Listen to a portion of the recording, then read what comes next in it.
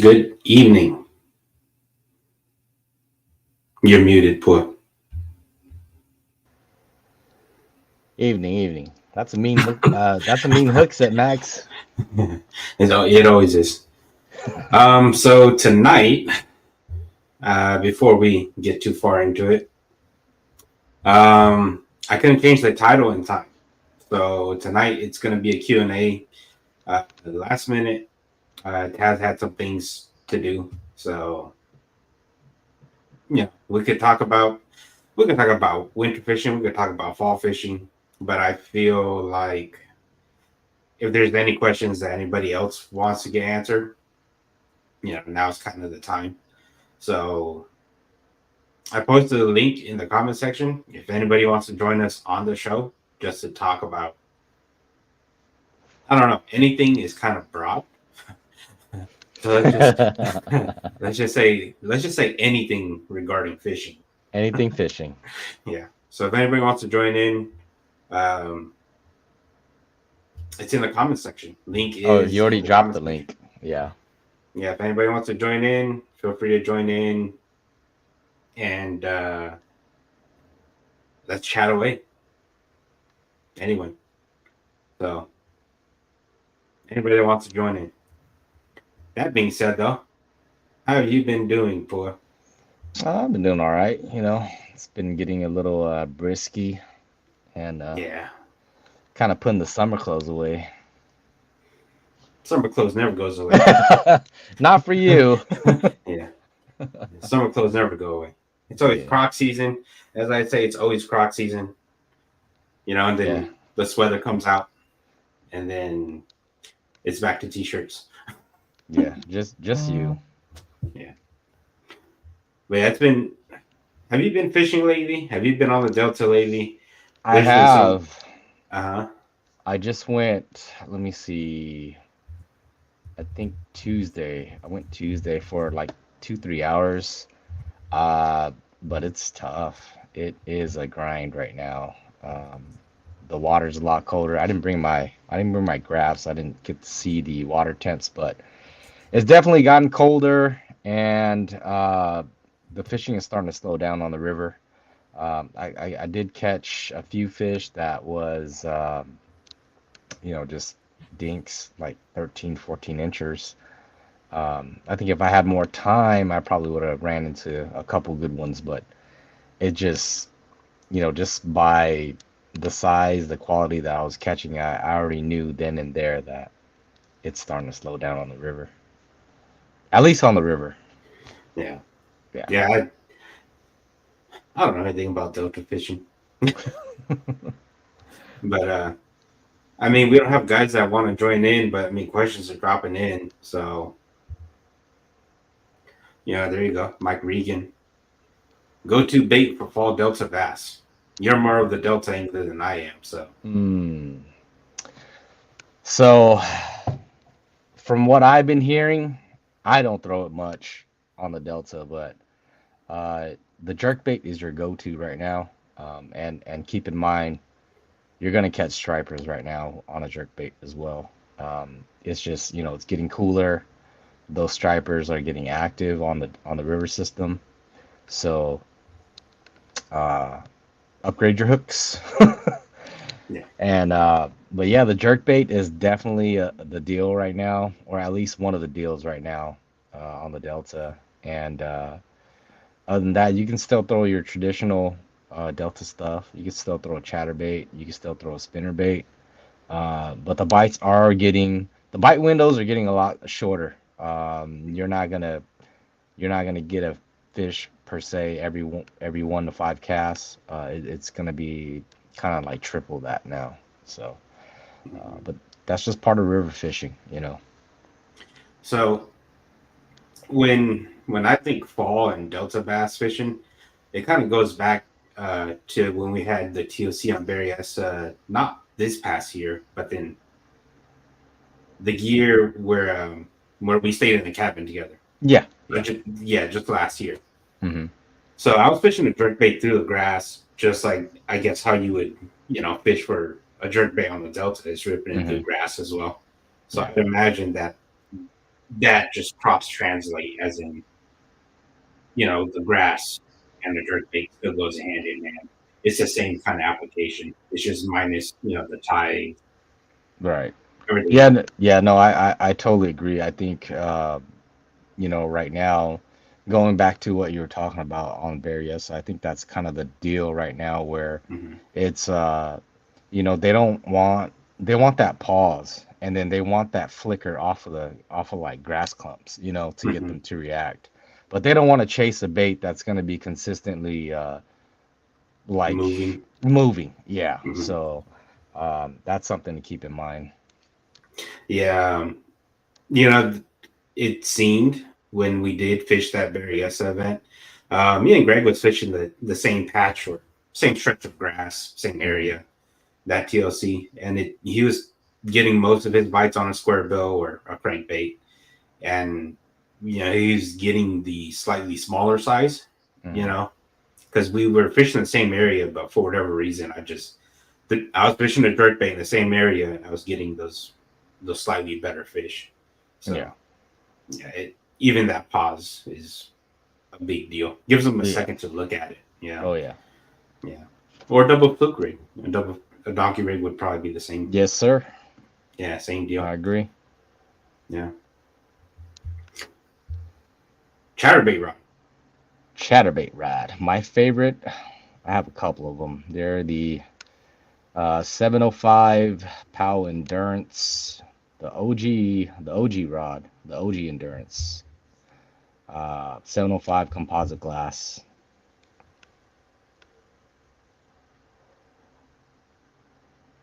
Just one? I thought you said a couple. Yeah, I mean a couple of those. Yeah, Oh, okay.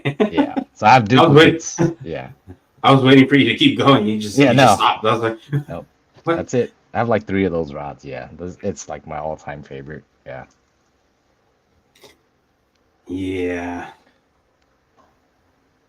Go ahead. You can answer that one. No, no. It's just those are just hard to come by. Yeah, yeah. So that's not very fair. Let's say, what is your favorite rod that you can buy today? Oh, that you can buy today. Okay, that's available on the market. Yeah. Uh, that's kind of tough, because I don't want to say I haven't gotten the chance, but I just never got around to really cycling through what's on the market right now, to see if anything is gonna match up to what I'm used to or what I like. So I think right now the best bang for your buck for a chatterbait rod would probably just be your standard anything between 7 to 7 foot. And keep in mind the actions are going to be just slightly tweaked, slightly different, whether if it's going to be a little bit more give or a little bit more stiffer. But anything between that 7 to 7.3 with a moderate action, and I would say there's a good dispute between graphite and glass rods in terms of a chatterbait rod. Mm-hmm. And I like the glass composite because you can swing on them hard and it'll give them time to really just kind of they can really grab that lure a lot better, and ripping it through grass is just it's a lot cleaner. Yeah. Whereas the graphite, you're gonna be, I mean, when you get bit, you're gonna be ripping it out of their mouths. There's no give on that tip. Mm-hmm. But then guys that do fish with a graphite rod, they might say otherwise. So I just want to say anything between 7 foot and 7'3". You're gonna have to experiment with that glass and graphite, to be honest, to find your liking. Because I have fished with a graphite for chatterbait as a chatterbait rod before, and um, for exactly what I just said about it being a lot more stiffer on the tip. That's why I went with the glass composite. Mm-hmm. But yeah. Yeah, I also feel like once it's too sensitive or too stiff, you could say, Hmm. then you jack the fish a little bit too early. Yeah. As in, I just feel like sometimes you gotta let them eat a little bit longer just so Yep. you get a better hook placement. Or sometimes they just smoke it and it's gone. Yeah. But sometimes I feel like you gotta let them eat just that the give on a glass rod, or say the give on a composite rod, where it just slightly gives, Yeah. just gives it enough delay so they can actually get it really good. Yeah. But yeah. I think one way that I really like to evaluate how they're eating it on a rod for a chatterbait rod is go out with that rod and fish it and catch fish with it. Preferably summertime, right, or pre-spawn Hmm. time when you get a When lot of there's a good bites, bite. right? Yeah. And see how they're eating the bait. You can see how the hook point is, and I mean, give and take. They might be eating it funny that day, but majority of the bites that you do get, that you do bring to the boat, pay attention to how the hook is hooking them, and that'll let you decide if the rod is, a good enough rod. Because when they eat it real good on a glass rod, I mean, it'll go right through the roof, without Hmm. even like really pounding it on the hook set. So just pay attention to how the hook point is coming through them, or if it's even going through at all. Um, and that'll let you know if that rod is good or not. Fair enough. Best advice for a new You kayak answer that angler. one. I don't know. Because it's a very broad question. It is. Safety is always, you know, everybody talks about safety, but it's not. Most guys they get really comfortable. The more that you fish on a kayak, the more comfortable you get with it, and it's sometimes bad in a sense. So PFD's best advice, it's life saving. So is what I would say would be the best advice. But to get better at fishing, you know, I say time on the water. All these guys will say time on the water. Even your professionals will say time on the water. But I think time on the water to help you become a better angler is all about mindset and what you're trying to accomplish. So let's just say you watch these YouTube videos, right? And these pros go out and they put videos, top 10 baits in September, top 10 baits in March, top 10 baits in a certain month, or the seasonal pattern topic gets brought up, as in, the fall is coming soon, or the pre-spawn is coming soon, whatever those topics are.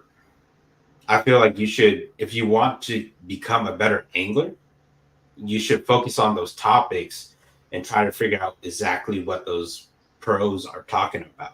As in, I wouldn't say replicate their bite, but trying to apply what they're referring to on the water. So, like, say if the pros come out like there should be a great wacky cinco bite. I would go and go fish a wacky cinco to go figure out to see what I need to do to get those wacky cinco bites. So that's kind of how I that's kind of how I've learned to get better. Everything was just trial and error. I didn't fish the co-boat side. I never fished a tournament. My first tournament was just after years of fishing, and I just jumped in. So I feel like that's the best advice to get better fishing wise. Is just you take what people say should work at a specific time, and then you just take that and go apply it and make it work for you. Because with the way that social media is nowadays, most guys are going to talk about seasonal patterns as it progresses to that point. If like say right now, I'm pretty sure pretty very soon here, guys will start talking about winter fishing. Or if not, then guys have already talked about late fall to winter fishing. You know, so it's very relative to the time. You know, certain parts of the states it may be cooler. Certain parts of the states it may be warmer. So it may be more of a fall bite in a certain area. It may be more of a winter bite already in a certain area.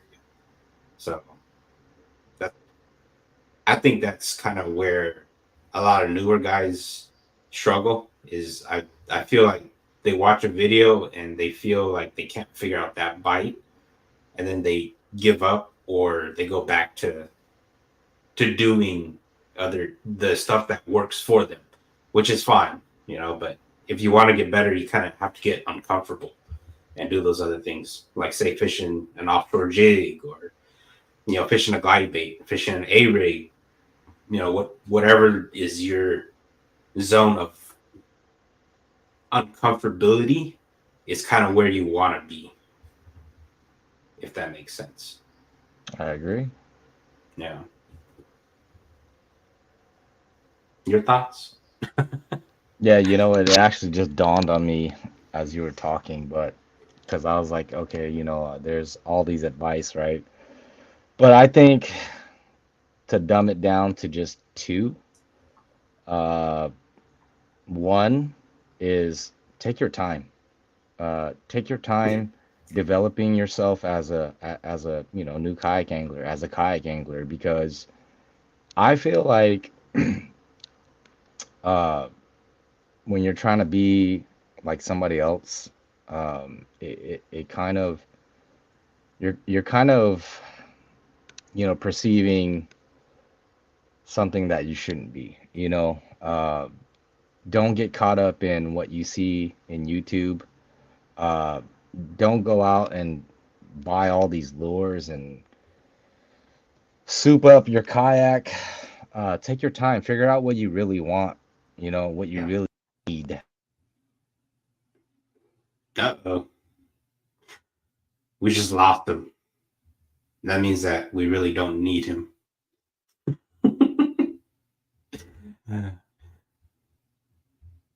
We'll let Pool get back in. He must have lost his connection.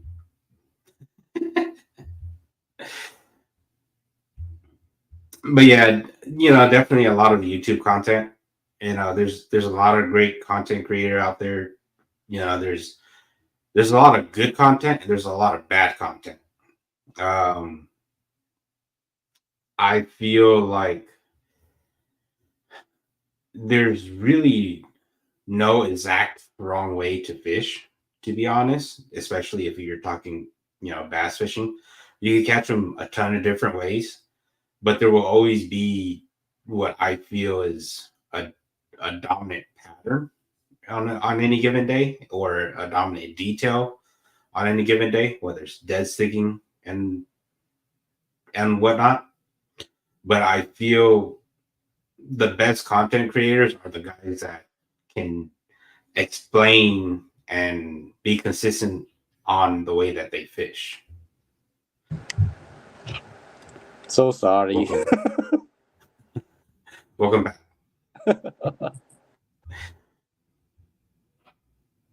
But yeah, Have we yeah, moved on to a different topic? you're fine. Yeah, no, we will also be at the team tournament.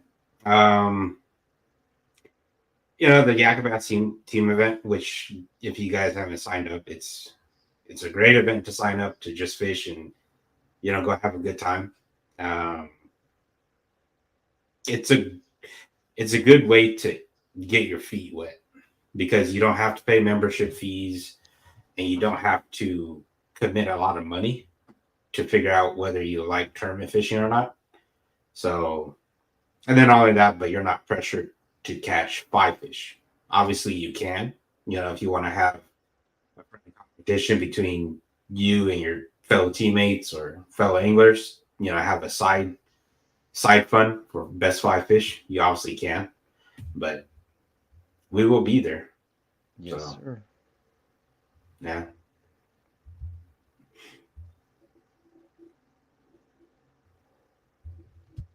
Yeah. Yeah, it's definitely not an event to win. But, a little friendly competition doesn't hurt. Just like how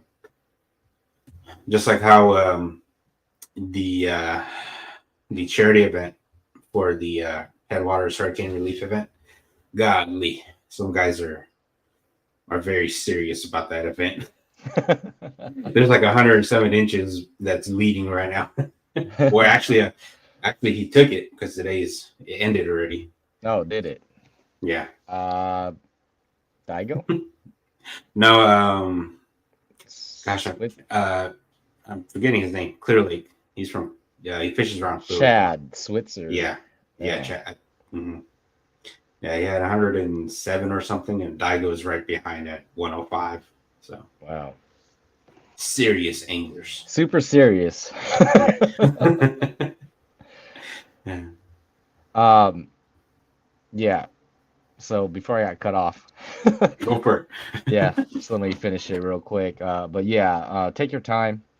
I've been tournament fishing for about 4 years now, and my number one priority is just, make sure I take my time and go through my kayak every time I go out. Make sure screws are, tight, not too tight. All the little itty bitty details and stuff, because you don't want to just end up at the lake, pack everything up real quick, and get out there, and then you forgot your pedal drive, you forgot your motor. Or even when you're fishing, take your time. Don't rush into trying to dial down a specific technique. Don't try to throw everything you brought just because you're. I mean, go ahead and try it, but don't try to like force it. Is what I'm saying. Fish the moment. Fish the conditions, um, and just ultimately just take your time. Don't rush into trying to become like the best angler in the world. That's just an example that just popped up in my head right now. But just don't try to be Damien. yeah, There exactly. you go. Yeah. And then, number two, just real quick, is as I always say, just remember to have fun. Because if you're not having fun, then what's the point? So. Yeah. It's tough. Yeah. Yeah. I mean, Pool's been doing it for 4 years. I've been doing it for 2. And how many events did you fish this year, Pool? Just out of curiosity. This year, Rough numbers. Rough numbers, somewhere between 20 and 25, I think. 2025? Yeah.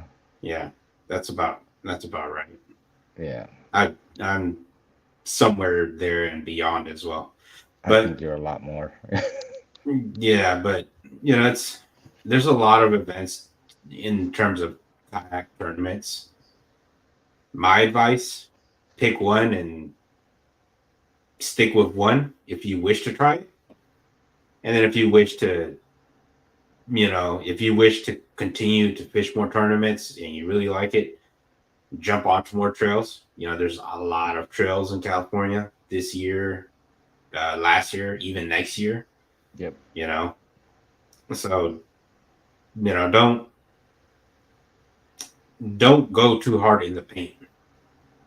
Yeah, because even I get burnt out. I mean, I did 20 plus events this year, and golly, the drives to Clear Lake for me is about like 5 hours, 4.5 hours, 5 hours, and I was up there like 5 times this year. Between the Delta is 2 hours for me, so it's a lot of time on the road. It's tough. That's the best way to say it. Yeah, it is mentally and physically draining. I mean, you have to, if you want to, you can go hard, but you have to mentally prepare for it before it even happens, or else you're going to be a mess. yeah. That's my I'll just give an example real quick. My first year, I did go pretty hard. I mean, I did all the Acrobats events, Mm-hmm. and but it's like my first year, so it was I was motivated. I mean, this is something brand new to me. I was gonna do it. I told myself from the very beginning. But then I already had, prior to that, I already had the plan that, okay, I saw the schedule, and you're mentally, preparing for all that already. So you kind of already know that it's coming. You're gonna be doing traveling. You're gonna be doing lodging. Uh, Financially, it's gonna be, it's gonna drain your pocket a little bit. Um, So you just have to prepare for all that. That way you're not a mess midway through the season. Yeah, but that's tournament fishing. Yeah. Yeah.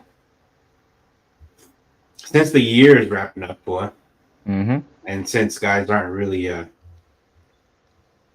guys don't have anything for you or myself, because I feel like since Joseph's not here, Joseph's the guy that has all the answers to everything. Yeah. But since we're wrapping up with the year, what is your goal for next year? I'm pretty sure since we're so early in it, I'm pretty sure New Year's resolution hasn't really come up yet. Yeah, you still got a whole month to think about it, but you have to have thought. Yeah, of course. What's your I goal for next year? I think next year I'm really gonna take a back seater, to be honest. For me the goal is the same every year. It all comes down to how the first few events go, right? And that kind of sets the tone for how hard or how not hard I'm gonna push, for the rest of the year.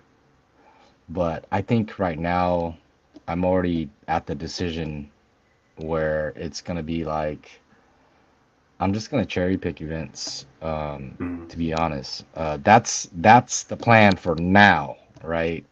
But I mean, if the first couple events go well, then I'm gonna have to revisit with the wifey and see if I can go a little bit harder. So if you can cash some checks and get well in the standings, you're gonna attempt to win AOI, of course, if because AOIs don't come too often. So if No, you're they in don't. position, yeah, if you're in position to win AOI, you're gonna try to win it, of course. Yeah. And then if you cash big enough checks, you may consider continuing a more stout season, is what you're saying. Right. That's fair. So we'll see. Yeah, that's fair. In other words. Yeah, that's fair. What about you, Max? What's been going through that mind of yours for next year? I don't know, Pua. There's a lot that's been going on. Mhm.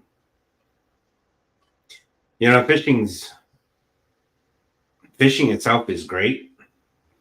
Tournament fishing and tournament anglers, the community is great, but I'm not quite sure where I want to lean. You know, um, the past 2 years I've done like 60 some odd events in 2 years, which is basically half the year. Yeah. Every year I've been gone. Mhm. So it's hard to stay committed in the tournament deal. And then when you have a mediocre season as I did, then it kind of just kind of knocks you back. So I'm not sure yet. I still want to tournament fish, but I'm just not sure.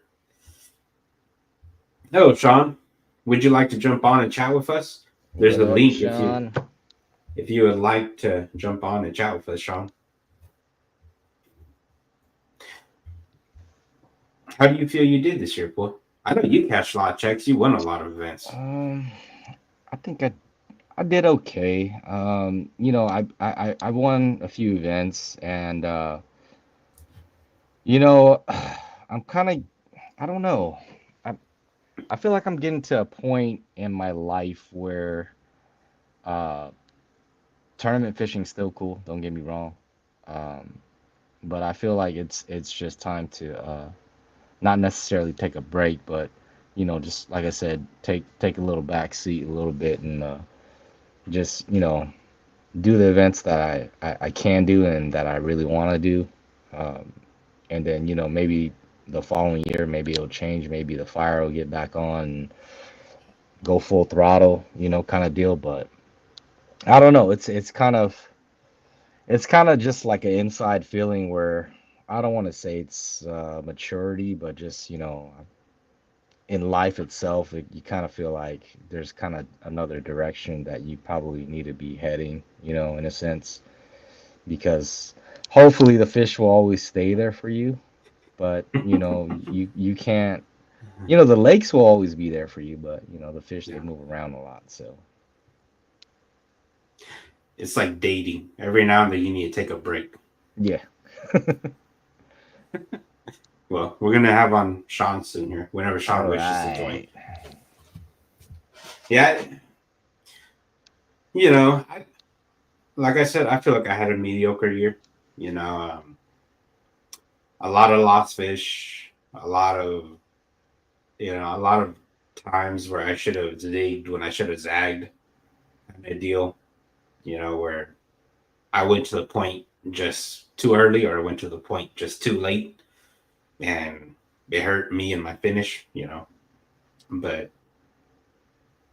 that's just it happens that way. Yeah. Yeah. So, all in all, I think I did okay. Am I proud of the year that I had? Not really. You know, it's, I always feel like I have to do better or else I feel like I'm lacking. The link is in the chat, Sean. So Scroll all the way down. I just resent it. So feel Oh, free you to did? jump on.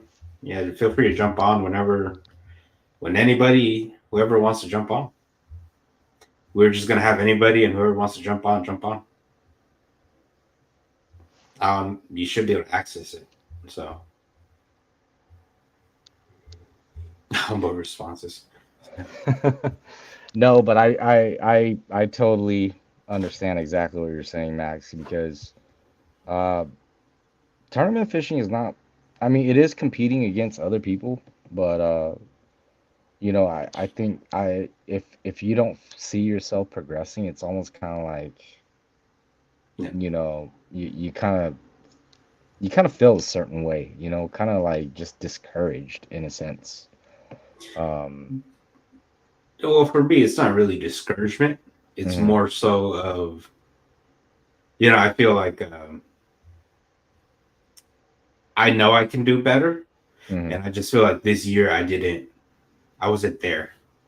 As in, there's events where I didn't have that I left it all on the table and I did everything I possibly could moments, if that makes yeah, sense. yeah, Yeah. As in, I just didn't fish well that event or those events.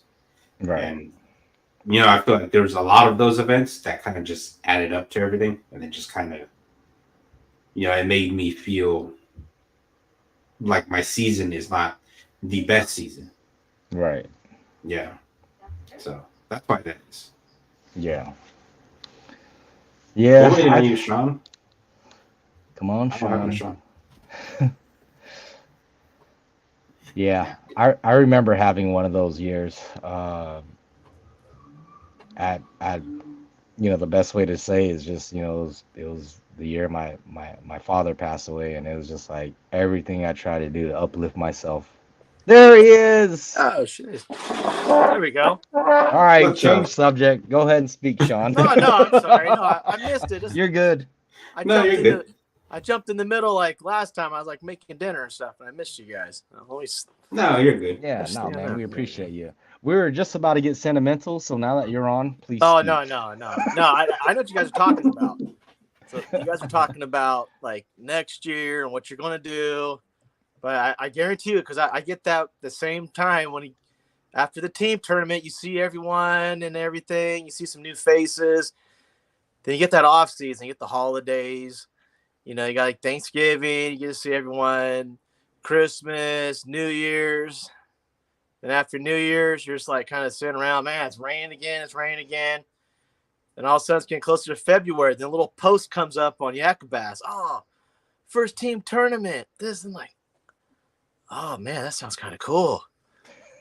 Then like March is getting closer, regular season, you're just like, well, we're not going back to Orville. Like, man, you guys are fishing. Like, knock it off, dude. You guys are all fishing. You guys are all fishing. You know, like, I mean, even like TOC, like, throw us we got down to like the top 40-ish in the 50 slot. Then we filled in behind that. Yeah. Then we went down to like the top 25 to fill in the last two spots. Yeah. So you could probably fish like cherry pick a few tournaments, Delta, Clear Lake, stuff like that. The fun ones. Yeah. And you have a good chance, depending on who's, we're gonna get some new faces every year. We get new faces. Oh, yeah. So you don't know who's gonna show up. So you never do. It happens, dude. I get the same way. It's like, you know what? I got to spend more time with the family and this, but like my kids are getting older. And it's like, Dad, I don't want to hang out with you anymore. It's like, okay, bye. I'm going fishing. I'm going to the lake. Forget you guys too. Exactly. So how is your home lake fishing, Sean? Which one? The big one. What? Comanche or Maloney's or Melons. The big one. I was out there. I think I was out there during the off limits for Tulik because I needed to go fishing. They don't fish the same at all.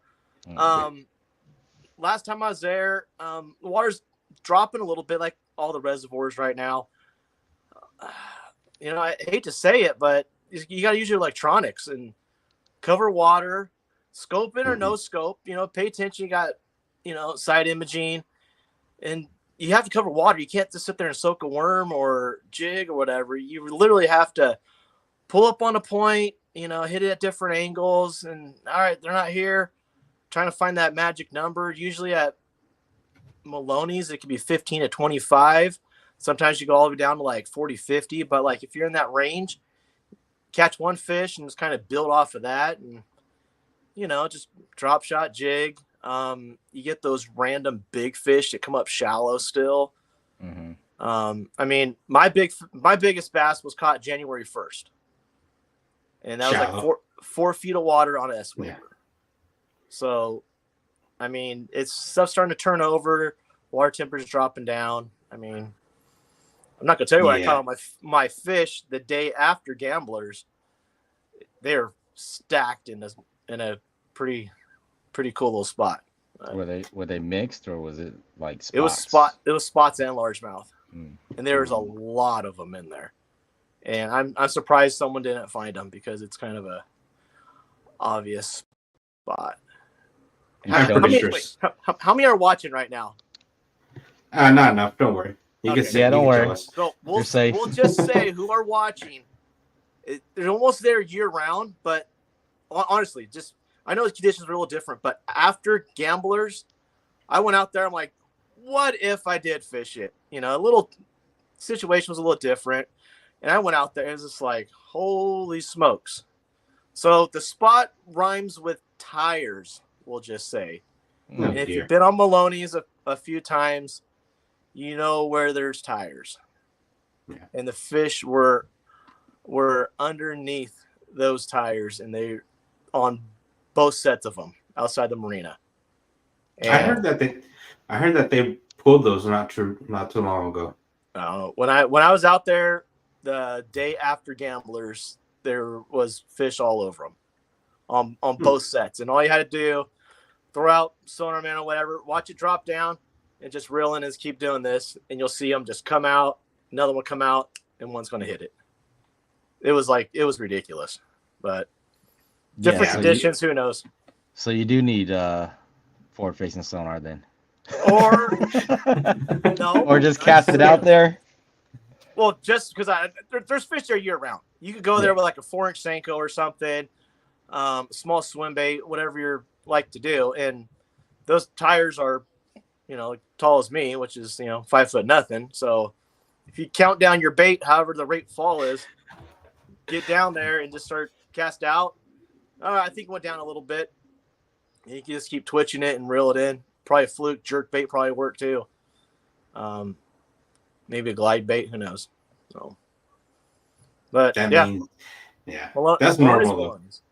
Yeah, Maloney's is Maloney's. So yeah. I do want to go way, way up the river here pretty soon. So yeah, call me. I'll join you. Yeah, I might make the trip out there with you too.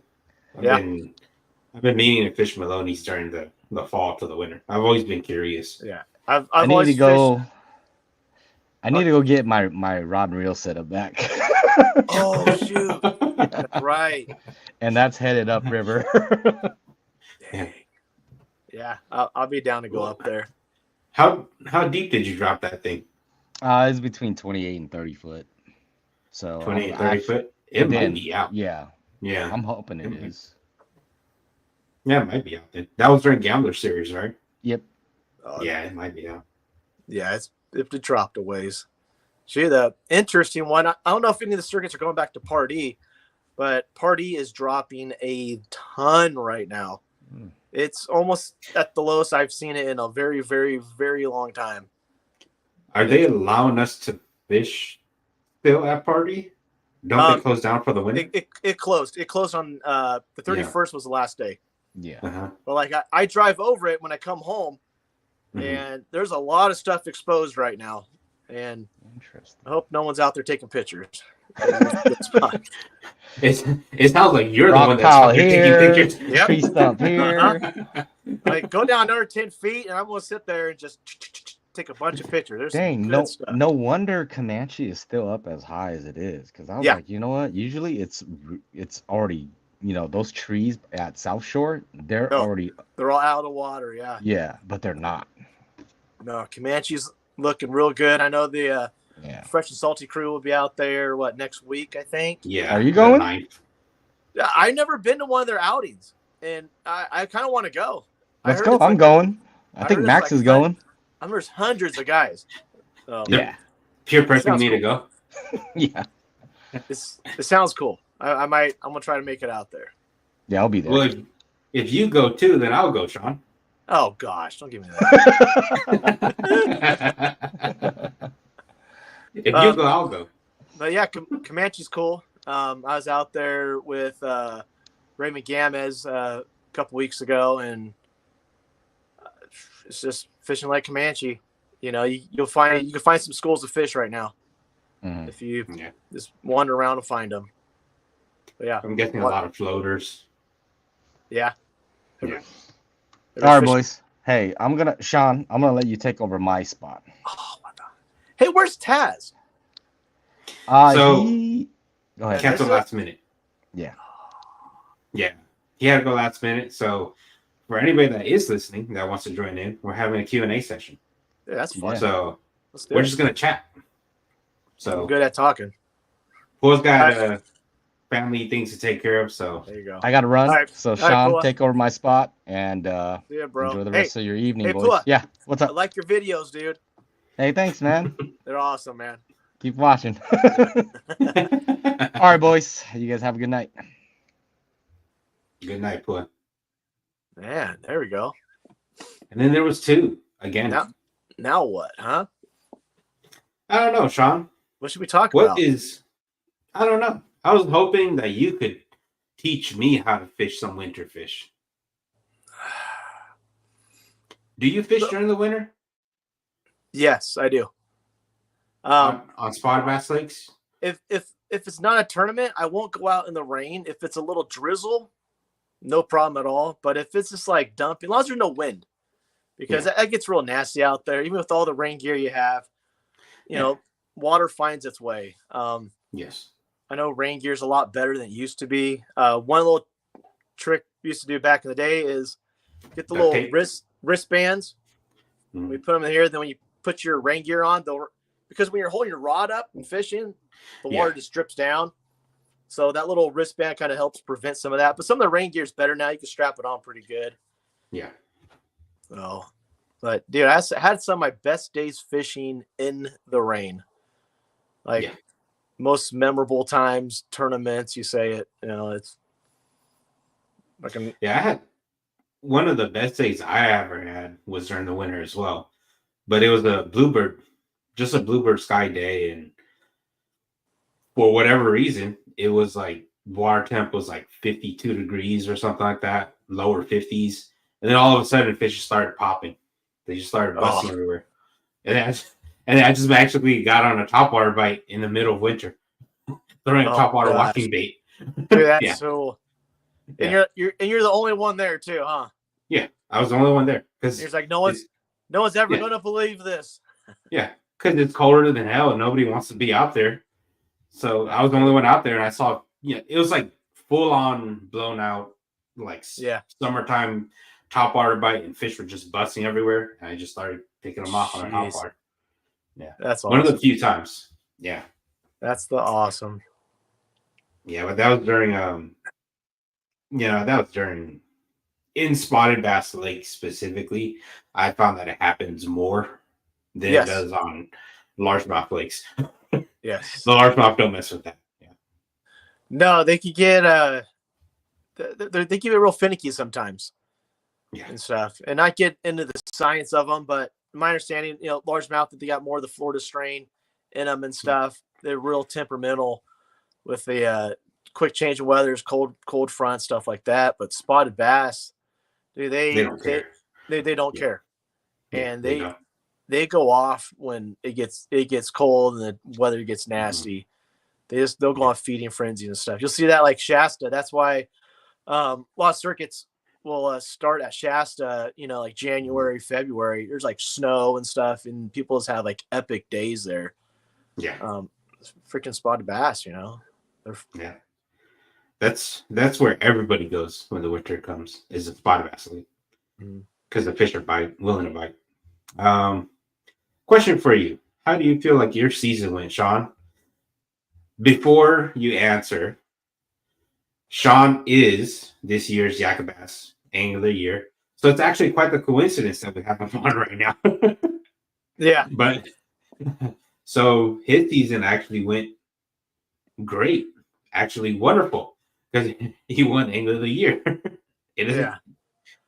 I was happy with it. I mean, to be honest, it seemed like it got overshadowed a little bit because I only won one tournament. And there's people that were kind of winning, I guess you could say more, but I mean, point wise, I came through. I was consistent. And I mean, I have others like behind me. There's like a non-boater of the year thing, team angler of the year, but like doing it as an individual, I can say it's definitely more rewarding. And if you look at our schedule this year from Orville, Don Pedro, Maloney's, Delta, Folsom. Clear Lake, Folsom. It was a very bunch of diverse, and they're all the fisheries are all different. Yeah. So it wasn't like I keyed in on just one technique. Nothing against that. People have their favorite techniques. I have favorite techniques. But it's just adapting and just being versatile in what you're doing, especially like Delta,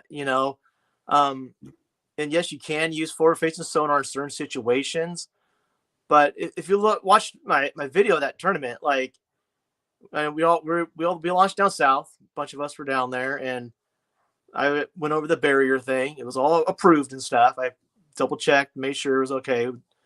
with James, and I just did a frog and I punched the whole time. That's all I did. Yeah. Other tournaments I drop shotted. Some I used forward facing sonar. Other ones, I mean, stuff changed in the middle of the tournaments. Had to make those adjustments on the fly. Specifically, the Pedro one.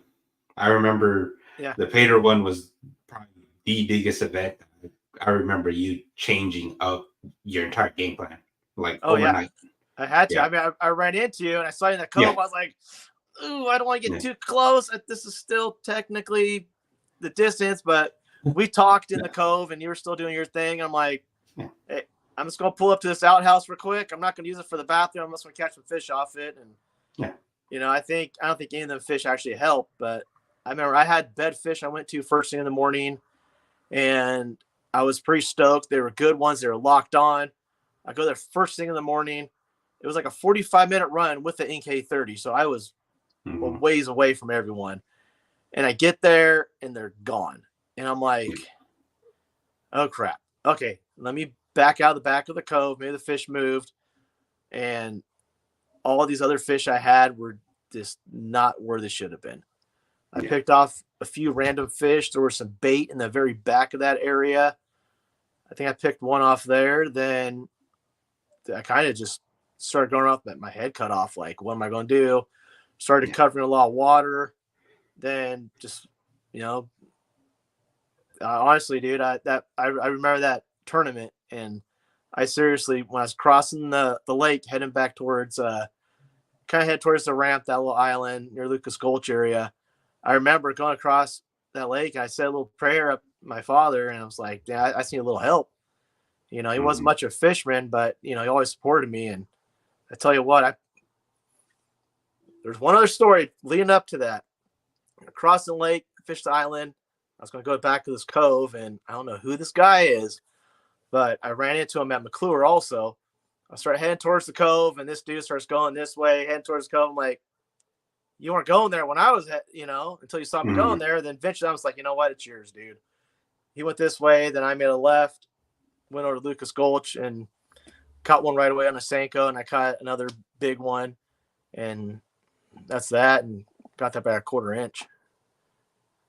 Sometimes it's meant to be. Dude. Yeah. It was just one of them things, you know?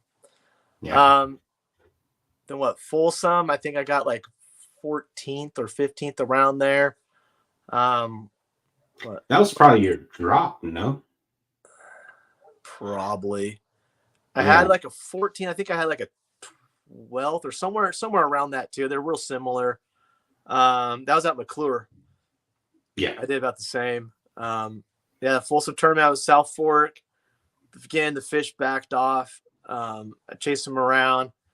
That was when it got real windy, and I headed out to the peninsula. And it was just me and one other guy out there. It was nasty out there, and those spotted bass just love those nasty conditions. They were loaded up on a point, and I just started calling out all my fish. Oroville's Oroville. Just had a faster motor than Matthew, and got to the spot before him.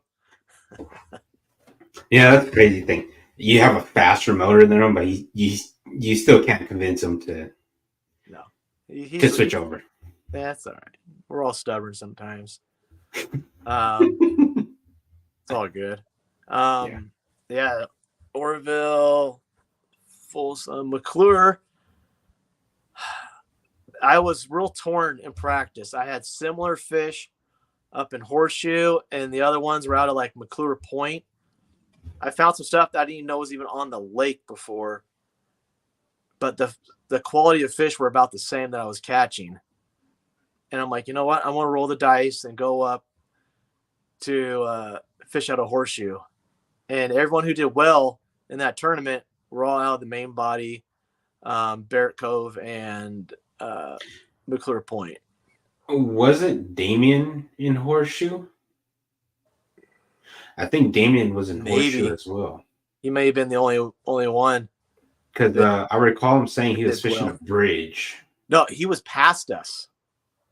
There's another launch way up by that bridge. Gotcha. Him and Donnie launched up there. They're the only two that launched up there, and I never been up that far. So gotcha. That makes sense. I knew one of the areas down in the main body was a timing thing. The fish only move up at a certain time. I just didn't have the patience for it.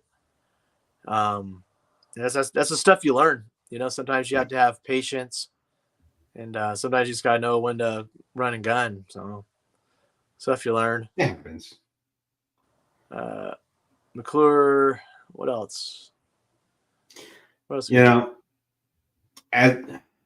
since you're this year's AOY, I feel like we could comfortably announce that now since the season's over.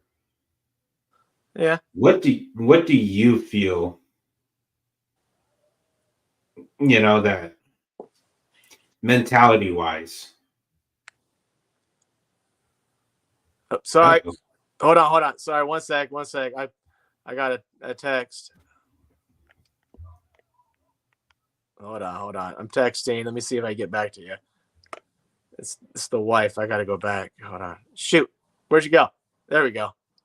All right. Sorry. You're good. All right. Yeah, we're good. I was just saying, mentality wise, guys really don't understand. Some guys don't understand how difficult it is to win an Angler of the Year, or it is just where your mindset has to be to win an AOI. And that's definitely a thing. And I said it before. I think it was after the Don Pedro tournament, it was after the Clear Lake tournament.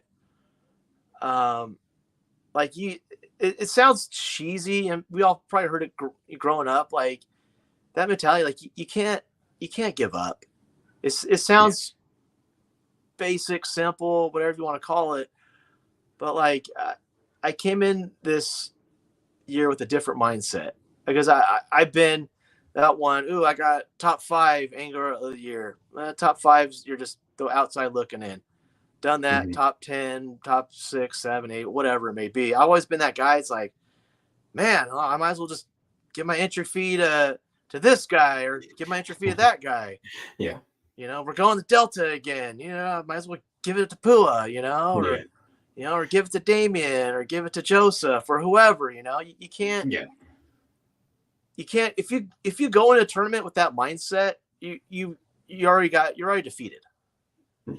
Yeah. And of course you got to have fun, and I have a good time out there with everyone. I love seeing everyone in the morning and stuff, joking around, making little comments and stuff. And honestly, one of my favorite things is after I got the kayak in the water and, I do my little morning routine, got to go to the bathroom, whatever. And I'm walking down the ramp and seeing all the lights out there. And you're just like looking around, you're like, this is awesome. This is going to be fun, It's one of those deals where you're like, golly, there's 15 other crazy guys that are up at 5 o'clock in the morning with me.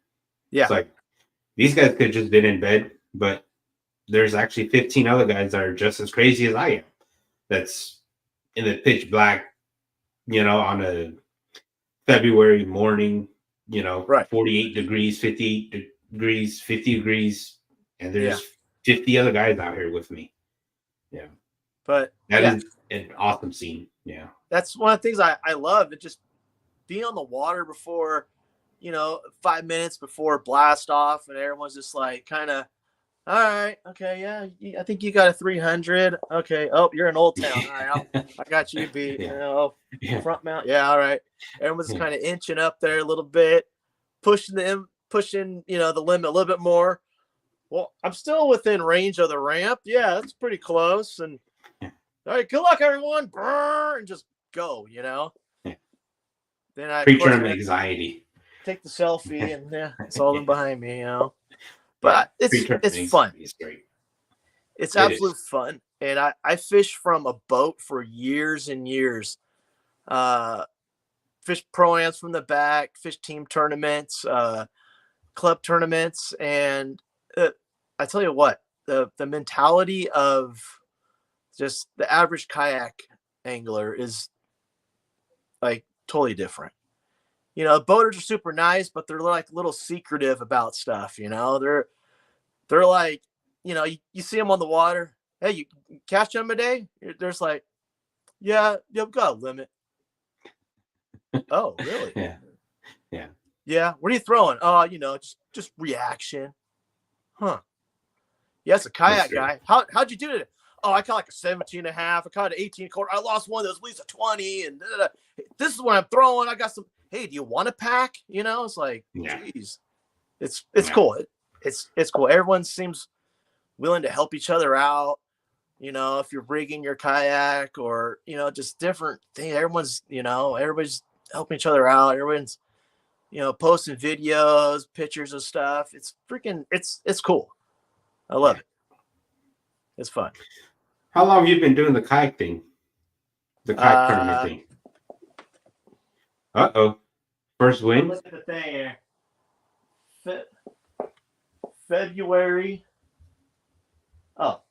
February 2019 at Berryessa was my first kayak tournament. I got that.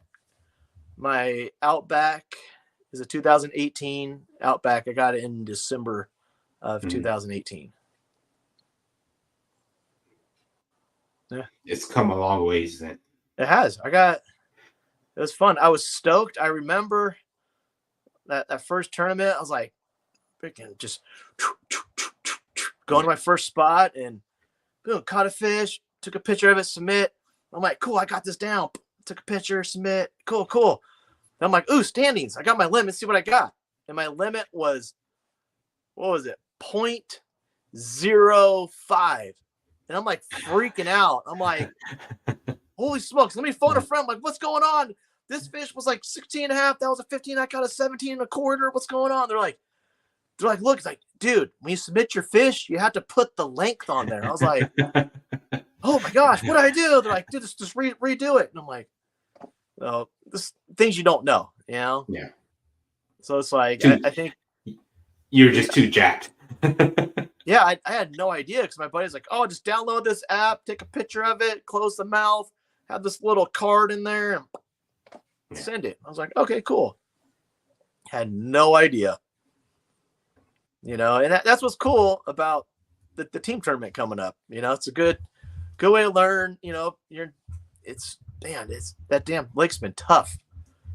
You know, the last 2 years for that team tournament, it's like, man, bad weather. You won it with 4 fish. You're like, dang, you know.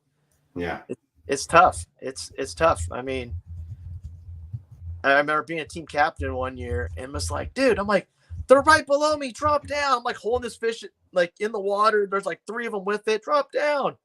You know, you're like, it's just whatever it is sometimes it doesn't happen, you know? No, I mean, even last year was tough. It's just, well, so last year I barely had live scope installed. So when I went, it's just, you know, I know guys caught a lot of fish in the brush and all that, but golly, I couldn't find any fish. The fish were moving around so much that it was ridiculous that day. Yeah, I mean, the weather obviously didn't help either. You know, when you launch and it's already, you know, 2-foot waves, it doesn't really help. But I think we'll be okay this year. I think it'll be, at least I hope. Hopefully everything plays out well, that it's not too windy, you know, and hopefully everyone just stays safe, you know. I know everyone's going to have a good time. Hopefully everybody, you know, splits up the food. I'm sure we'll get a post going of who's bringing what, so not everyone's bringing cookies or something, you know. But everybody brings some good food. Everybody's going to bring potato salad. Dude, right? Potato salad and chips. Like, come on. Yeah. But yeah, I'm sure we'll get some posts set up for that here soon. You know, and go ahead. Don't forget, some of the newer guys don't know, but every year, I don't know if they're doing it this year as well, but the past 2 years I've been there, they gave away raffles for an entire year of Yak Bass tournaments. So yep, I put a lot of tickets into that one, and I think who got AJ got it. Oh, AJ really? won it last year. Yeah. So Ah. he fished this year, free entry. But I don't know if they're gonna do it this year. Don't quote me on it. But if they do it, look for that cup for a raffle. So you get to fish the entire Yakabass year for free. Dude, that's huge. Yeah. I probably gonna put a lot of tickets in that again this year. I could use that. It helps out a lot. You did free membership. It's cool. It's fun. I mean, I'll be there. I didn't sign up yet. I'm like that last second guy that signs up. What you're gonna do is you're gonna put together a team of 5 and have those 5 guys sign up on the last day to build another team. To build a dream team. I thought about that. I'm like, I gotta win. We won it like I don't know how many years back. Our team won it. It was cool. It was fun. Like we found this school of fish, and we literally had like a circle, and we just kept dropping down, and it was just like boom, boom, boom. Like there's like a circle of kayaks. We're all just catching fish. It was awesome. Yeah, that sounds fun. Yeah, I mean it's gonna be a good event. Shoot, what else can we talk about, man? There's so much. We could talk fishing forever. If we really, really wanted to talk fishing, we could talk fishing forever. How about let's just shoot a random topic out there. Let's just say crazy fish story. Go. Crazy fish story. One of your craziest fish stories, because I got one that's probably not believable, but possible and really crazy. So before I started doing kayak tournaments, I was I fished my home pond a lot. Everybody that knows me knows that I fish my home pond a lot. Which is guys will know. We'll leave it at that. There's so much boat pressure on that lake now because so many people go there that it's ridiculous. The past 2 weeks I've gone, the parking lot has been full of boat trailers. Jeez. Guys fishing for bass, guys fishing for crappie, you name it. Guys shooting carp, everything. Wow. I feel, I don't know if you consider it a crazy story, but it's one of those moments where if you caught a lot of fish, I was throwing a 6XD out in open water by the dam of this lake. Yeah. It was not on the rock. There was nothing there. Nothing could get hung up. There was nothing else there besides fish. And, I made a couple casts on a rock point. I caught some fish. I caught a 10 there on that rock pile. I don't know, like a week before or the week after, something of the sort. And so I was making casts and I just got hung up. Like it just stopped completely dead in the tracks. And I couldn't do anything. The entire rod loaded up. It just completely doubled over. And that was it. There's no hook, no nothing. And it just came off. Yeah. What? Throwing a 6XZ. So typically if it's a catfish, right? And if they swipe at it, you'll get a hook in it, right? Yeah. Or if it was a fish that was big enough, they clamp onto it, you get a hook into it, right? And I just cranked into it. I felt the weight because when they bite at 6XZ, you just stop feeling the wobble. I fish a glass rod, you stop feeling the wobble. It loaded up and I swung on it and I felt nothing but weight. And I just kept reeling. It didn't come up to jump. It didn't come up to anything. It just came off. So it was almost like the fish just held it in its teeth. What? And I could never get a hook to penetrate through it. So I don't know what it was. I don't know how big it was. That's crazy. But I couldn't get it. I couldn't get a hook in it. But it was ginormous because I caught a lot of 10-pounders on that exact same setup. And it felt like a 10, as in it felt over 10. The weight of the fish itself. Oh my when the God. rod loaded, it just, So I never know what it was. Never happened again. Damn. Suspended in over 70 foot of water. Holy smokes. Yeah. So I was fishing a 6XZ in open water. Chartreuse blueback 6XZ in over 70 foot of water. Probably got it down to about 20 foot ish. Yeah. and that fish was just chilling and just it smoked it. I leaned into it and nothing. it just like opened its mouth and that was it. Holy crap! Yeah, and never again. Only one time. So, damn. That's my story. Dang. Yeah. Well, shoot. I mean, mine wasn't big as that. Like, geez. So, this was, I want to say, probably 6-7 years ago. I went to Clear Lake for my birthday. Went on my buddy's boat. He has his son with him too. My buddy Cliff King. He won the California Open at Clear Lake maybe 3 years ago now. But anyways, we're at Clear Lake. Went there for my birthday, and we were fishing North End over by Lucerne, just going by docks. And I remember we're in between docks. You know, it's just like you're basically targeting docks, but you got that open area for like a couple 100 feet or so. So I literally just cast out my spinnerbait, random spot, reeled in, catch a 7-pounder. I'm like, cool, we'll put it in the live well. We're hoping to get some other fish so we get that that glory shot when you're holding up all the fish. Kept it in there. We're going down the bank fishing, and it's September, so the water's still kind of warm. And I'm always worried about the fish health and stuff. And I'm like, you know what? Hey, we had that fish in there for like 45 minutes. Let's just let it go. I don't want to hurt that fish. So hold it up, take some pictures of it, stuff, let it go. About 10 minutes later, my buddy's son casts out by his toolies, hooks one. Oh, it's a good one. I go there. Oh, let me grab it. I lip it. I'm looking at this fish. I'm like, holy crap! This fish looks just like mine. Turn around, and it had the same messed up blind eye on the same. I'm like, holy crap! Looking at we're looking at it. Looking at like, holy crap! Like, this is the same freaking fish. He caught it on a drop shot.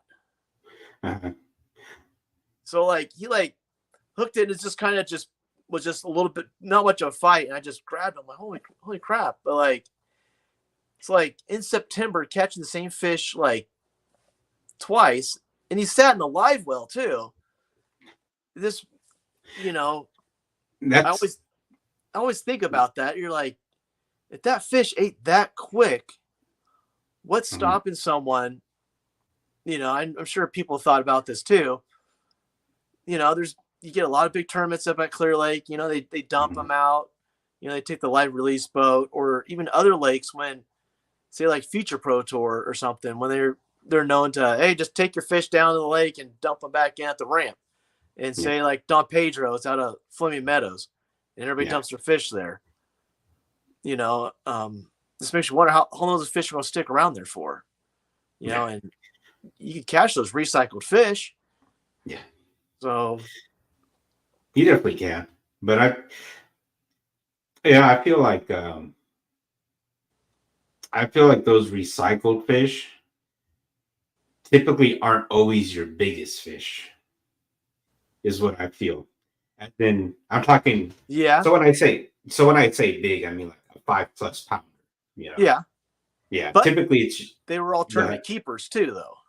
Yes, but they would have helped a bag, right? If you had a tournament bag, it definitely would have helped a tournament bag. But I feel like because everybody says bass fishing is easy, right? There's a lot of guys. Oh, it's not. Well, not everybody, but there's a lot of keyboard warriors that say bass fishing is easy, right? Yeah, there's a lot of those. And yes, bass fishing is absolutely easy. Anybody can go and go catch bass. But what makes it difficult is catching those bigger grade of fish. And that's why it's such a challenge for guys to win tournaments or do well in tournaments. And the respect is there because the guys that fish on that day understand how difficult it was to catch those fish on that day, Like Toluk, for example. Toluk was miserable. Yeah. The TOC fishing was brutal. Until day 2 came around, huh? Even on day 2, it was brutal. I had that bag, and then that was it. That was awesome, though. Yeah. But again, you had to make a little adjustments, and just stick it out, and Yeah. Well, cool story for you. I actually found those fish on practice day on Friday. I found that same area of fish, or same school of fish as you, but because you beat me there on Saturday morning, I just kept going. So yeah. No. So I found a lot of those fish on Thursday. Uh-huh. I couldn't, on a couple of those points up Black Creek, I couldn't get them to go on anything. I could not figure them out. So I went up in that big kind of bay from that big house and stuff. Yeah. Those fish were there for like 2 weeks, at least over 2 weeks in there feeding. Because I fished it before the off limits and it was loaded in there. Yeah. But I didn't get anything over like 17 and a half at the time. But it was no problem catching fish. All my better fish were in the main body. So I'm like, you know what? I'm going to go back Black Creek, get a limit, fish my way out of there, and fish the main body. Then I switched it up. Day 2, I'm like, I'm only going to spend so much time in Black Creek, work my way out of there, and spend more time in the main body. And it kind of just was opposite, unfortunately. Yeah. No, the fishing changed. It did. Yeah, on Saturday the crappie weren't really out and about, and then on Sunday all the crappie just everywhere.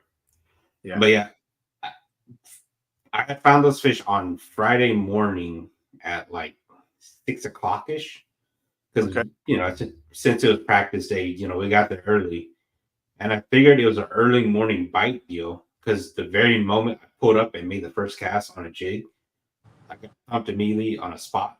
And I was like, okay, this is it. And I caught 5 more that went basically mid 90s ish on that same spot within the same like 5 casts. And I was like, wow, this is it. It's a morning deal. That's the bite window. If I can get her first, this is what I'm doing. But I had a boater tell me in practice. I didn't ask him. He told me. It was all told, what I guess you call it. Wasn't asked for test, but he told me, he's like, oh yeah, there's an early morning bite. It shuts off at 8:30. Yeah. I didn't get. I got like 1 fish first thing in the morning. Yeah. But that guy, he told me like he was throwing swim baits. He was just fishing for big fish. Yeah. So it was the same deal for me. It was an early morning bite, and everything else was scrounging. Yeah. We got Anthony. Hey. What's up, Anthony? If anybody wants to join in, the link is in to the StreamYard is in the comments. So we're just having a hangout night tonight. If anybody wants to join in, jump in. Just do me a favor and put some clothes on before you jump in. Don't jump in naked, please. That'd be so awkward. Yeah. Well, I mean, I guess luckily I can see them in the background, and I just don't put them on. You're like, oh, you use a Ned rig. Yeah. Some of us fish with a bigger Senko. Yeah. No black and blue Senko. Yeah. Beach personal best stories. PB stories. I know What's Max your PB? Hold on, let me rephrase that. Max has caught a bigger bass than me. See, it's already going there. It's a Friday. You should have just continued with the way you said it in the beginning. Yeah. I know you caught a bigger bass than me.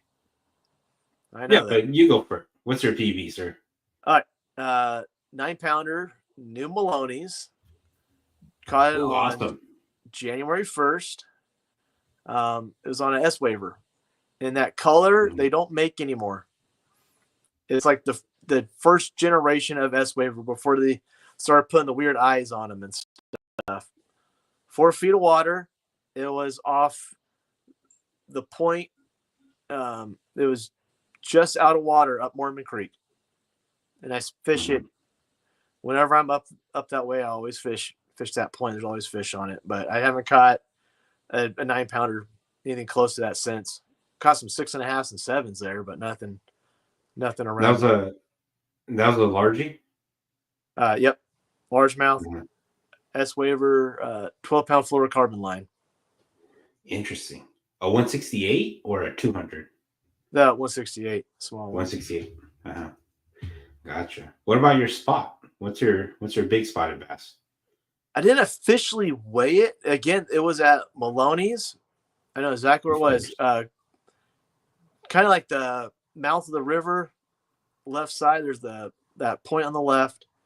It was on an underspin. This when the water was lower too.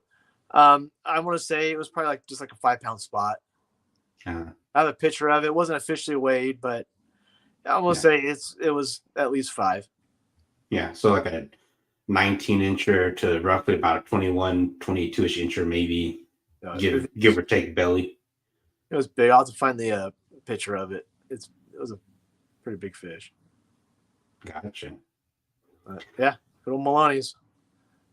All right, Max. I know you caught some double-digit fish. I have.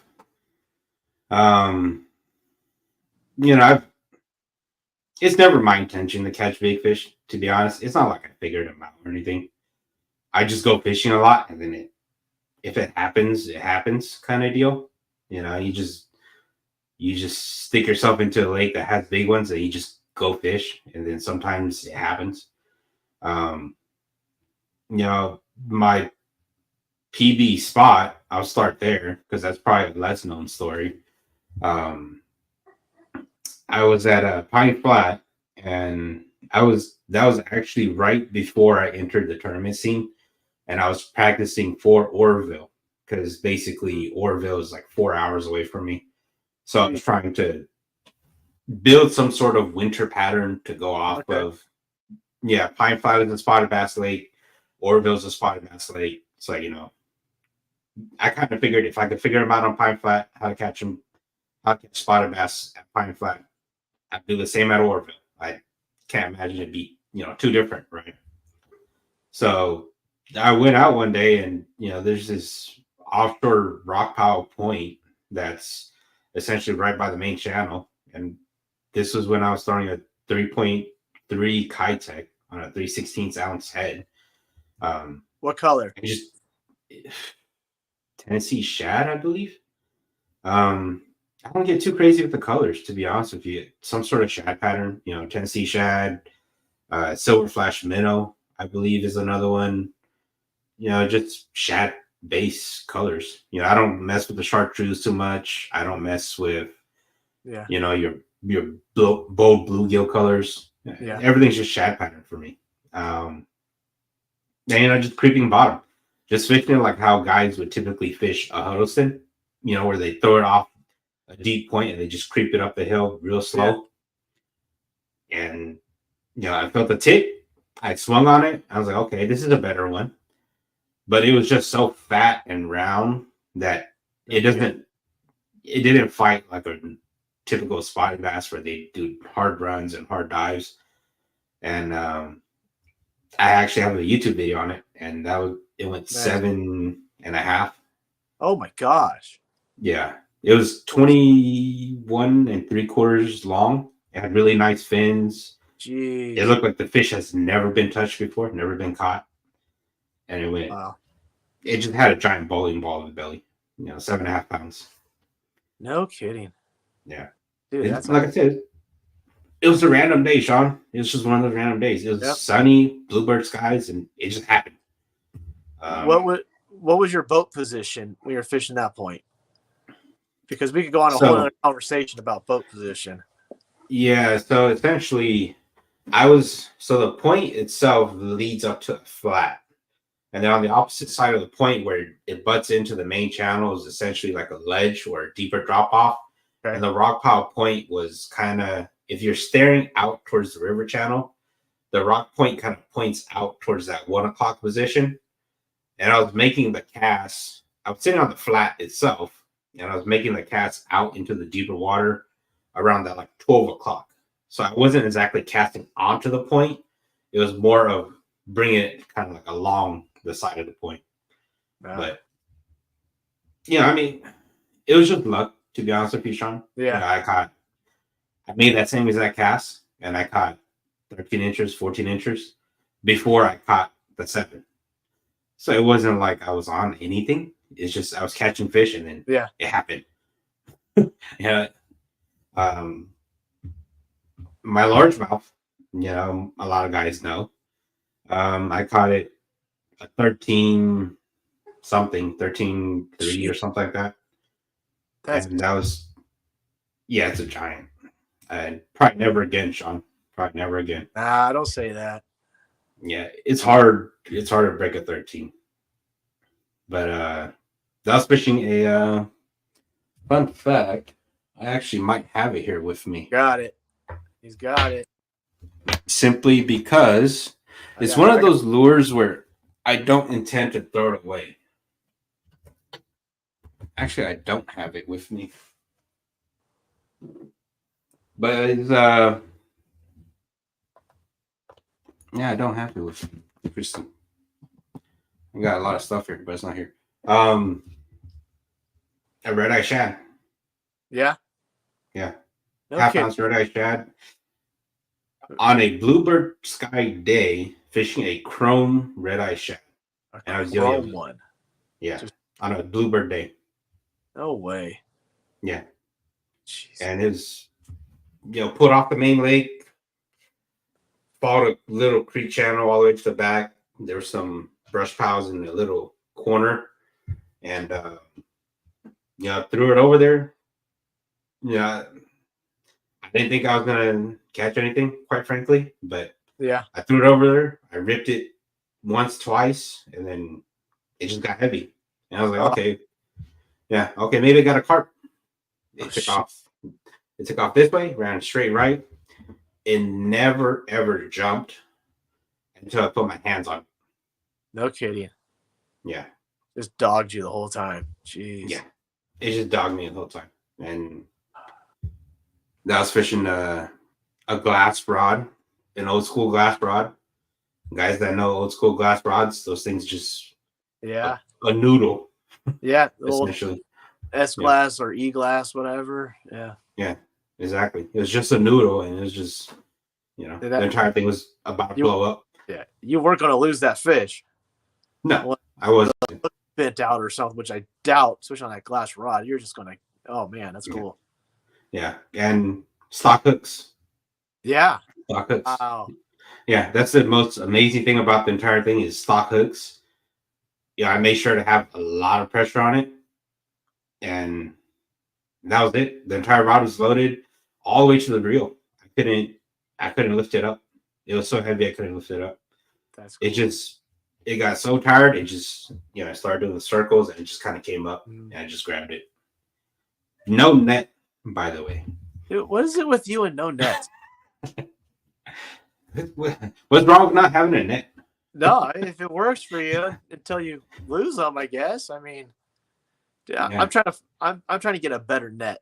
The only thing I like about my net, I like the rubber and all that. It doesn't harm the fish, but when you put that net in the water, it's like hitting a wall.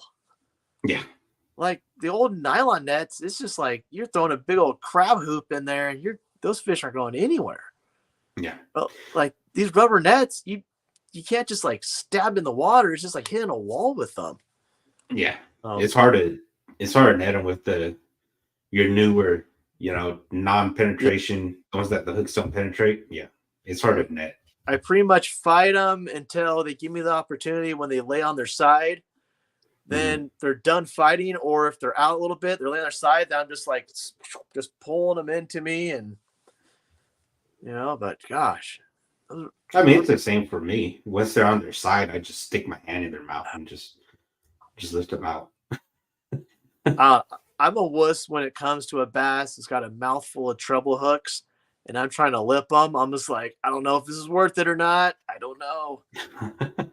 I'm trying to belly grab them, and I get like hooked in the forearm or something. And I never had issues. I've had some bad hook stories. I think I have more hook stories than big bass stories. You could just jump on, Don. You don't have to message us. You can just join us. So I had it T-boned. The fish had it T-boned. So I was going nowhere. Yeah, the front hook on the red eye shad was actually on the roof, and then the other one was on the outside. After all the fighting, all the everything. Not prepared. None of us are prepared. Yeah, none of us are prepared. I was wrapping up dinner. I probably have to put stuff away, but whatever. You too, Pia. If you want to jump on and let's chat. Yeah, Anybody can jump on and chat. Damien's twin. I want to know He's never. how many times people said, "What's up, Damien?" to Pia in the early morning of a tournament. It's happened a lot. I don't know that much. It's all right. You can jump on, Pia. I have a reel that got messed up. Well, that's always. I think that's another thing that's coming up this off season is doing all that maintenance, clean up those reels, oil them up, get them ready for next year. Got those sales coming up for line. Time to start respooling, getting ready. Yeah. Those of you guys for graphs, Black Friday's coming up. You know, I don't spend much money during Black Friday. One of the things I always buy though is line because I don't have a line sponsor. So we go through so much line that it's ridiculous, to be honest. Yeah. I use the Seagar braid. I'll use SmackDown. I'll use the Power Pro just because I can get it almost anywhere by me. I don't have any places around me to get stuff. I just order online like everyone else. I don't know. I've used the Daiwa J braid. I've used that for a long time. I still play around with different braids and stuff, different companies, different brands. Have you tried 832 Suffix? No, I have not. You like that? You should. Yeah, you should definitely try it for your spinning applications. I think you would actually really enjoy it. Yeah. I enjoy it at least. It casts great. It's not the most abrasion resistant, but it's great open water braid, especially spinning reel. Yeah. My leader line, I use pretty much all Seagar. Yeah. Mostly in VizX. I'm starting to get away from 6-pound line. I think since Oroville, I haven't used 6-pound line since. Yeah.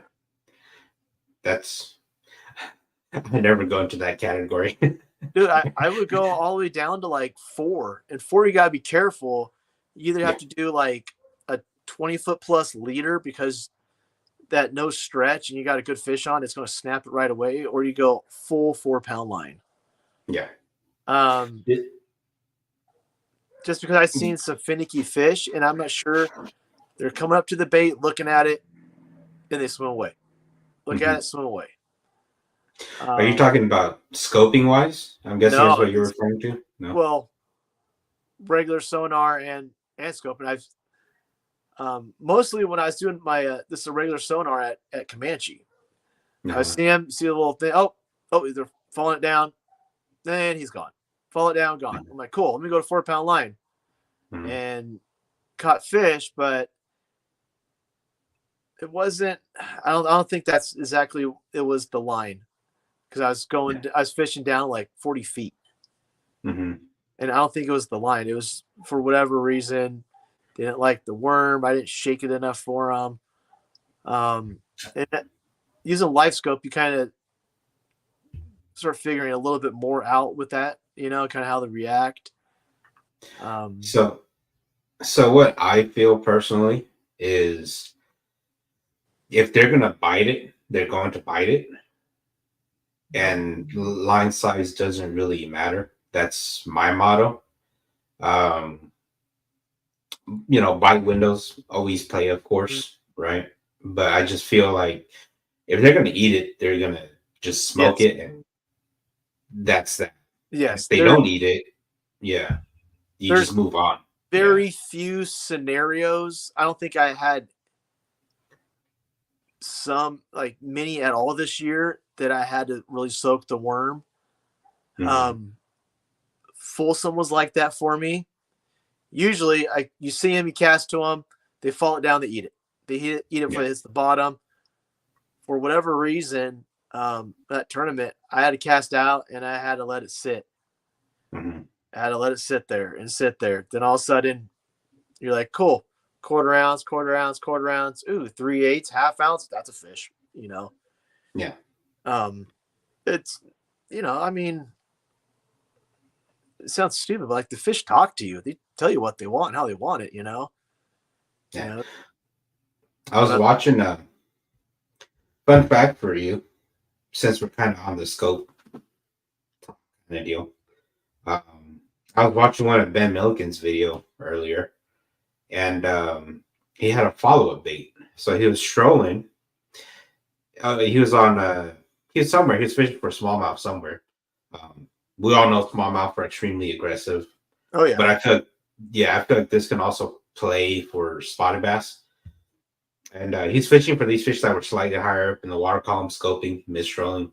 These fish were on bait anywhere from 10 foot to about 25-ish foot. And he was scoping for them. But if he couldn't get them to commit mid-strolling, he had that little, it wasn't the dice bait. So it's not the dice bait where's the dice with the rubber skirts. It was actually, I believe Depths makes another one, but it's a longer, like, turd style of bait, Yeah. but it has skirts on it. Yes. Yeah. And it's essentially, as a follow-up bait, the fish would chase it all the way to the boat, and he would just flick that thing right behind him. Really? And they would eat it. Yeah. Almost like a Cinco, but in open water. Interesting. So, for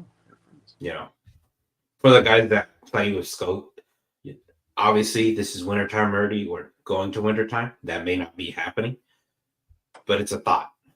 Because he was also fishing like 100-degree day, water temp was like 80 something. It was hot. Jeez. So, yeah. So he probably could have caught him top water, So, Probably. So just something that I saw that, it's a fun. Yeah. Those little things, if you wouldn't have noticed that he made that adjustment, you probably wouldn't have even thought to try, kind of deal. Yeah. So. Interesting. No, I'm definitely going to explore more with all the scoping and different baits and stuff. I know Joseph Silva mentioned it from a Tulloch tournament.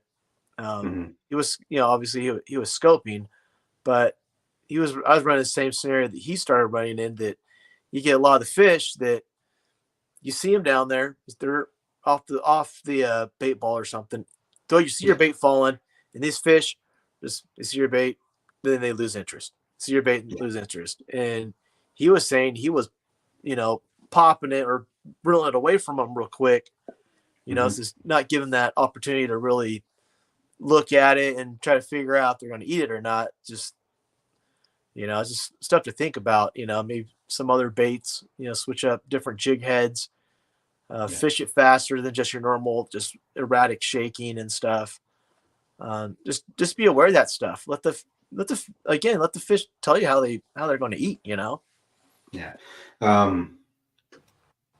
The way I see it, right? I also scoped out the main lake and also Green Springs, the other arm of Tulloch. Yep. And I saw those fish on bait as well. And one of the things that I did notice, the ones that I could catch were the ones that were off of the bait and not in the bait. Yes. And the ones that were in the bait, it just seemed like they were just chilling inside the bait and they didn't really want anything to do with it. That ball. Yep. Yeah. And one of the other things I did notice as well is those bait fish see those bass come in from like way further than you think. So as they're rushing it, those bait fish actually take off much faster. So I feel like that might be why he was pulling that thing away to kind of imitate the same thing that the bait was doing. Yeah. So makes sense. Wife's home. Hey, want to say hi? Who am I saying hi to? Say hi to Max and Hello. Oh, it's like a fishing thing, huh? It is like a fishing thing. Hi, hon. Hello. One of my daughters, Kaylee. Hi, hon. Bye.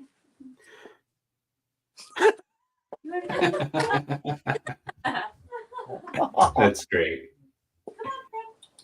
That is my Fridays. Hey, Oh, I'm the baby. cats out here. But yeah, It's, yeah. It's stuff that needs to get explored. And I mean, next year is going to be another exciting year, I think. I hope more people, we always get new faces. I hope a lot of people return. I hope people don't get discouraged. And, we've all been there. And I mean, it's fishing. Everybody has their days. I'm thoroughly discouraged, Sean. It's fun. I mean, yeah. Because I still follow a lot of the guys that fish the boat tournaments and stuff like that. And I'm like, I don't want to get like payouts and stuff, but if you look at how much they're putting in, pro side, non-boater side, gas, all that, you're just like, dude, that guy probably dropped at least $1,000. Yeah. To get, maybe they got some practice in. They're running up and down Delta, Clear Lake, fish a tournament, and like we're dropping what, $57? Yeah. And I mean, just look at the Elite Series payout now. It's a no entry fee. Yeah. But that's not going to happen with us. Yeah. But then their payout, you have to make top 26 before you make 4 figures. Yeah. And that doesn't even cover gas on the Elite Series. But that's the Elite Series. It's different, and I'm glad we don't have to put gas in our kayaks. Yeah. And I feel for some of my buddies that are putting hundreds and hundreds of dollars in. You can't convince them to come to the kayak side. Dude, every time I talk about it, some guys are just like, "What? Wait, you guys get paid how much?" I'm like, "Yeah, this much and that." Like, really? Oh, yeah. I'm like, yeah. I'm like, and the group of guys are way different. Like, they're not all like secretive. Everyone's gonna like tell you, talk to you, and camp out and have fun and stuff. It's different. It's a cool scene. Yeah. Can't make the stuff fun. But like, I think money wise, with like how much we get for the entry fee, I think it's good. It's really good. And some of these guys, like, for their boat tournaments, like, you got to finish really, really good to like break even. Mm-hmm.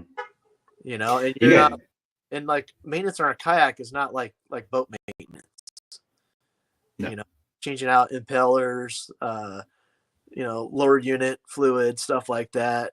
I mean, still have to do maintenance on our trailers for those of us who have trailers, but besides I had to replace a belt this year. That was a pain in the butt for my kayak. Dude, you can't beat it. It's fun. We get, a lot of similarities. We all got motors, electronics, all that, I mean, it's a great way to start. Yeah. In my opinion. It really is. And if people want to pursue to move up to fishing boats, or even just jumping not in a non-boater in pro-am or something, I mean, the stuff you learn from a kayak, how to break down water more, it's just different. And if you want to stick to fishing a kayak, I mean, to do the stuff as an individual, you're not relying on your buddy with the boat all the time. Hey, you're gonna take the boat out anytime soon? And you're just like, oh man, shoot, I'll buy you lunch, I'll make you a sandwich, and put some gas in there. Let's go. You go when you want to go. You're making your own decisions and where you want to fish. You're kind of at the mercy of where the boater's going. In those tournaments, and you got to make your adjustments. There's opportunities to learn, and there's opportunities to be backboated at Lake Havasu. If the guy goes up the river and there's toolies all around you, and one of the nose of the boat's out where you can fish, and you're just like, cool, I guess I'll take a nap. Yeah. Because that happened to me in 2007. Drag a drop shot in the back of the boat. Hopefully, there's a fish on that comes out of the tulies. But That's like, all you can really do. Yeah, it's a neat experience. You meet a lot of people, fish from boats, but I mean, the kayak thing's cool. It's affordable for people. You don't always have to have the latest and greatest stuff. For kayaks. I mean, I definitely recommend a pedal drive. mm-hmm. But like, I always you could go to the kayak shops to get them. Kayak City, Headwaters. There's all sorts of kayak shops around. Northern California. Cope's down in the central area for us. In Bakersfield for the Bakersfield guys, and not only that, but there's so many kayaks on the market that you could just buy and go. Yes. As in, like, on Yakapat's page, there's setups that are completely rigged out, or if not almost completely rigged out. You have to do a slap a motor on it and then go. Or it's a complete drive setup. There's so much, like, it's more, the used kayak market is great. I think is the best way to say it. Yeah. Oh, yeah. It's really good. There's some deals right now. I'm like, kind of wish I would have held out a little bit, Well, you're going to be getting that new Hobie, aren't you? I'm not getting any crap. I wish. That's not happening. That'll be cool, though. You're not excited for that new, their new redesign? That design. Yeah. I looked at their new design, how they changed stuff. They fixed some things. They addressed some of the issues they've had, and it looks pretty sweet. I can't afford that, unfortunately. So I go with what I got, and if I break another belt, I break another belt. Just carry extra. Yeah, I know I fix it now. It's a pain in the butt. But is it really? You got to pull everything apart to get into it to replace the one belt through the hatch. You have to, like, my arm. I got like short arms, right? That's why my hook set's so weak. But like literally, I was laying on my side, my arm in the hole, and besides taking the little front part out where your pedals go. Where the hell are they coming over? Where the belt is, you reach your arm in there, and there's two little like Allen wrench screws, like little ones, and you have to feel for them. No, there's three of them. And you got to sit there and take them off with the little Allen wrench. And there's like one that's right up against the hole, and you can literally put your Allen wrench in there and do like a quarter turn. You're doing this, and you're reaching in there, laying on your side. Then you drop that Allen wrench. You're like, oh crap! Then you gotta find it and do it again. It's a pain in the butt, but it can be done. That doesn't sound fun. No, but hey, I kind of know what I did wrong. I had the tension too loose on the belt, so when I would move it, the belt would like make like a little bow on it like that. And over time, it just rubbed on some stuff, some of the gears in there, or the little bar in there, and it just frayed and broke. Gotcha. Clearly during the West Coast Championship, We're gonna keep this going all night long, dude. Let's go. I could talk about so many different things. Like before I would scoping and all that, I would drop shot with a 6-foot leader. That was my jam. A 6-foot leader. That's when you insane. see those fish suspended, and like, man, how am I gonna get those fish? I would literally drop shot with a 6-foot leader or a little longer. It looks ridiculous.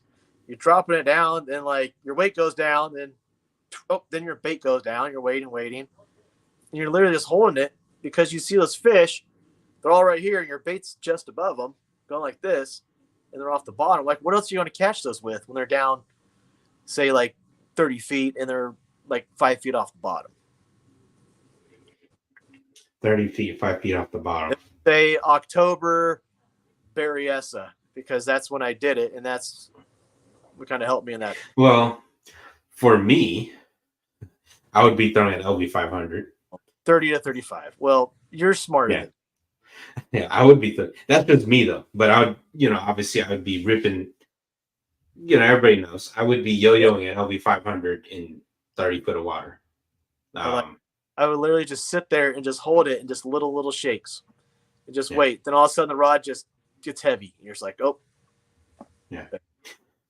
But, that LV deal, I've never actually took live scope and looked at it.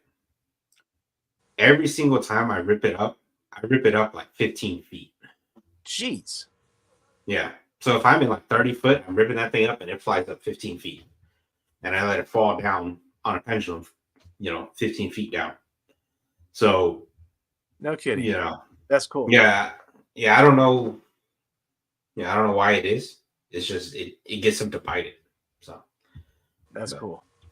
Do you switch colors when you're ripping those, or do you stick with like chartreuse? I stick with one color. The ghost minnow or something. You have like a couple. So the one color I throw year round. The only other time I would change it is if, say, Delta, right? Because Delta reds and so on and so forth. But I just throw one color. It's called the color, I believe. Well, two colors. One is called a live threadfin shad. So it has like a green bar that goes across it with a dot, some striped.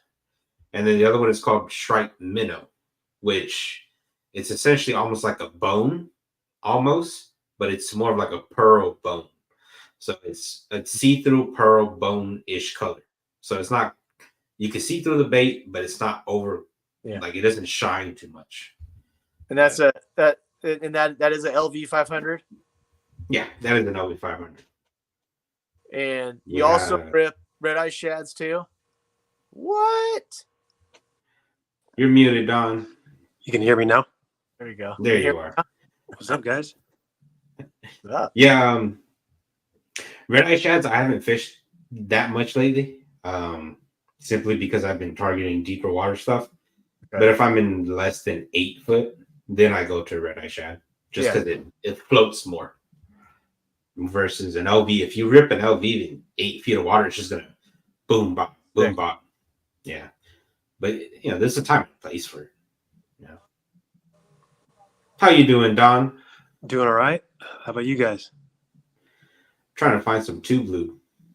I don't know if that's a thing anymore. Sounds like a lonely Friday. Yeah. Did I miss Taz? Yeah. No. Just missed them. No. So what happened was, for the guys that are even still here, Taz couldn't make it. Okay. Yeah, Taz had family things. So what I'm going to try to do instead is we're going to have Taz and Damien on because they're essentially guys that fish and spoon. Was that like a mega episode? We're going to try for it. Yeah, if everything lines out. But yeah, Taz had some family things that he had to go take care of. So I was like, don't worry about it. We'll just chat. Is that from I took it from Greg Blanchard. That's what I was gonna ask. Was that from Greg? Left over from wife's birthday. Jealous. Water. There we go. There's a topic. Take that. Fishing fails. Ooh. Go ahead, Max. Or Don. We'll let Don have it since Don just came in.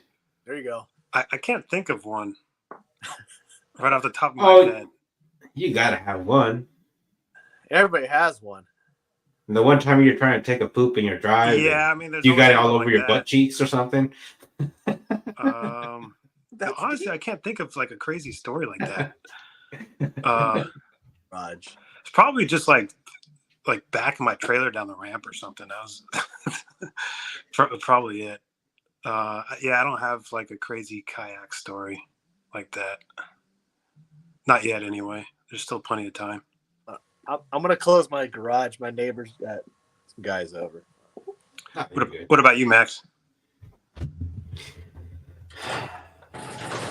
I got called Damien. I was gonna say, I think I almost called Pia Damien at Tulloch. Yeah, I got called Damien. That was that West Coast Championship. Some guys from Idaho, they came and they were checking out the ramp at Borna Vega, I believe. And they just put up and like, hey, are you Damien? I was like, no, but I wish I could fish like I was Damien. Damien launched out of Born Vega, didn't he? No, Canocti. Oh, okay. Yeah, Canocti Casino Resort or whatever it's called. Or the resort, not the casino, but the resort. Oh, Canocti Harbor. Yeah. Yeah, Harbor, Canocti Harbor. Yeah. They used to have concerts there. Yeah. There's a lot of people. Was there a lot of people at your Born Vega launch during that tournament? No, Born Vega wasn't too. Well, I didn't launch out of Born Vega. So for West Coast, I launched out of Redbud. And then day 2, I was with Sean and the rest of these guys up in Rodman. Yeah, sorry. And day 3 was when I went to Canocti. So I was everywhere that entire event. Yeah. How was your last day for that? The last day was probably the one day where I felt like I did better. Okay. Well, second day was my best, and the last day was when I found an area where I liked to fish, as in fishing rock. Yeah. So, yeah. Yeah, Rodman, you kind of just stuck fishing the grass, or what Sean found out over there, or I guess that island just outside there did pretty well. There's no island over there. Well, outside of Rodman. Yeah. Yeah, no. Well, I mean, my Yakabats day 1 big fish came out of Rodman. Yeah. So, there's big fish there. Yeah, definitely. Definitely a good one. Hey. Sorry? No, kayak fail. Ready? All right. So it's another one at Maloney's. All my fun stories come from Maloney's. So it was, what time of year? It was still wintertime. All right, I got to stand up because it's that fun. So it's still wintertime. I had rain gear on, and the sun finally came out. I was getting hot. I get all hot and sweaty and stuff. So I still had my 2018 Outback. So I pulled up on this. Where was it? I was on the water's kind of low, so I was on this little island, just south of the Tullatown ramp. Pulled it. Just got the nose up on there, and I step out on the island. I take the jacket off, take the bibs off. I'm like, all right, cool. I'm ready. Cool. Fold everything up. Let me throw in the kayak.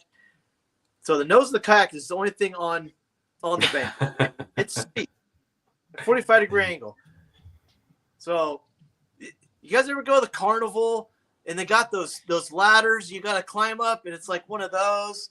Yeah. Yeah. And hit that bell. So I go to take a step on the kayak.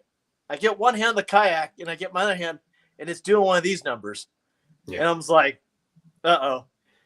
So I'm like, I see the seat. I'm like, you know what? I'm just going to do a quick little lunge and just sit down. Yeah. I go to take a lunge, and I went whoosh right into the water, and the water's like up to here on me. And I'm like, oh my gosh. I'm like soaked. It's like, it was like late January or something.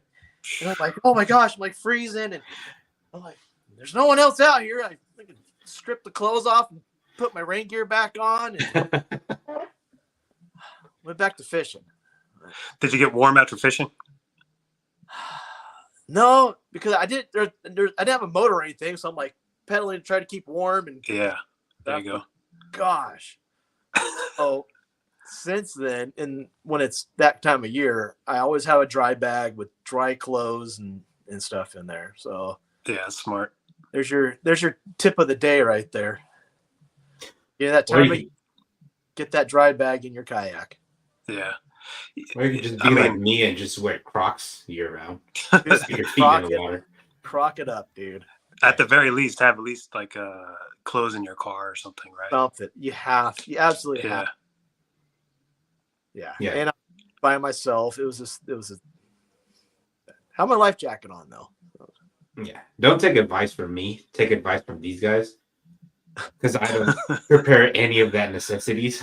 Max, you don't even look at the forecast before you go, right? No, I never look at the forecast. I think Crocs float though, so yeah. Yes. If somebody was looking for me, if they saw where the Crocs are, eventually they would find me. You got to get high visibility Crocs, Max. Yeah. That's actually something that's on my list to get this winter Christmas is a new set of Crocs. Sponsored by Crocs. I wish. That'd be dope, dude. Yeah. I wish I could get a Croc sponsor. I wish. That'd be so cool. Yeah. But every year I switch out my Crocs because I wear it so much that I wear down the traction on it. So, us being around water, I got to get traction on it. So every year I switch out a new pair of Crocs. So it's almost that time. Since you jumped in late, Don, what is your PB story? Ooh. It's not that exciting, but it's a good fish. It was 10 pounds on the Delta. I think it was 10.2. Jeez. On 6-inch Seiko. 6-inch Seiko. Black and blue or green pumpkin? Green pumpkin purple, I think it was. I think that's what they call it. All right, what general area? We don't want the honey. Which ramp? Yeah. What was it? River's End. River's End, really? Yeah. Jesus. Heard about River's End. Yeah. It was in April. I heard about River's End too. Yeah, it was in April. I mean, I can give up the spot. It's the dam, that they build every year and then they take out. Yeah. Don't know anything about. Yeah. Okay. Never seen it. No, Sean. It may have been there or not have been there. Yeah. Sean doesn't know anything about it. Sean only crossed a dam down there like once or twice. He doesn't know anything about it. There's a couple dam spots down there. Yeah. I just cast it out there. I think it was wacky rig, and then it was I felt like I was snagged. I thought I was snagged, and then I lifted up on it and I felt the head shake, and then I set the hook, and it wasn't too much of a fight. It was really shallow. Mm-hmm. I got the head out of the water, and I thought it was like a 12-pounder. It's just, oh gosh, yeah, it was huge.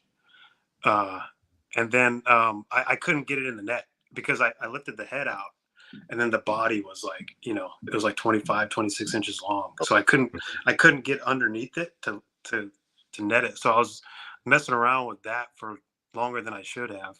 And then so I just reached down and grabbed the mouth because it was just big enough, Usually that's how Max gets his fish. Yeah, usually the bigger fish are easier to get out of the water because you can grab their mouth. You can fit their whole hand in your whole hand in their mouth pretty much. Sometimes that's why I don't use the net. Yeah. Sometimes if you don't have the momentum, if you're not bringing them fast enough, they'll, like I said, they'll like the body will, the tail go under the water. You can't get underneath them. So yeah, that's what happened there. But I finally got it in. It was like when I was lifting it up, I was hearing the lines like the scratching against his mouth. It was going ding ding ding ding ding. I thought I was gonna break right there. But I ended up getting it. So here's a good one. How often do you guys retie in a tournament? Yeah, not enough. So for me, it's like it's always if I got hung up or something on a snag, like a rock or whatever.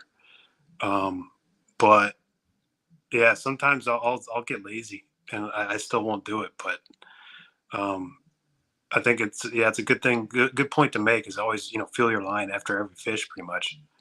It's what you should be doing. So you're gonna cringe at this. I never retie during a tournament. As a matter of fact, I fished like 6 tournaments this year where I used the same old line that had frays all over it for the past like 6 tournaments. Also, very fun fact for you, Sean. gosh, you're killing me. In 2022, before I started fishing kayak tournaments, I was broke, like broke, because I spent all my money buying LV500s because I was on a LV500 bike. So I had one spool of 1,000 yards of 15-pound red label to fish the entire year. And I was only doing two things. I was fishing a 6XD grinding in the rock, and LV500. Oh. And I had 1,000 yards of line to With use. red label also. God. With red label from February until November. November was when I ended up using the rest of that 1,000-yard spool. So what I'm trying to say is there was trips where I've caught 10-pounders on line that was like 4 months old, because if I could still make a bomb cast with it, I kept fishing it. So, yeah. But I think that also comes down to your equipment too, because I'm sure you had your rod setup dialed. If you're doing that specific technique, I'm assuming your cranking setup you had for your rod was pretty dialed in. I mean, honestly, like I had I think a couple of my reels had the same braid from last year.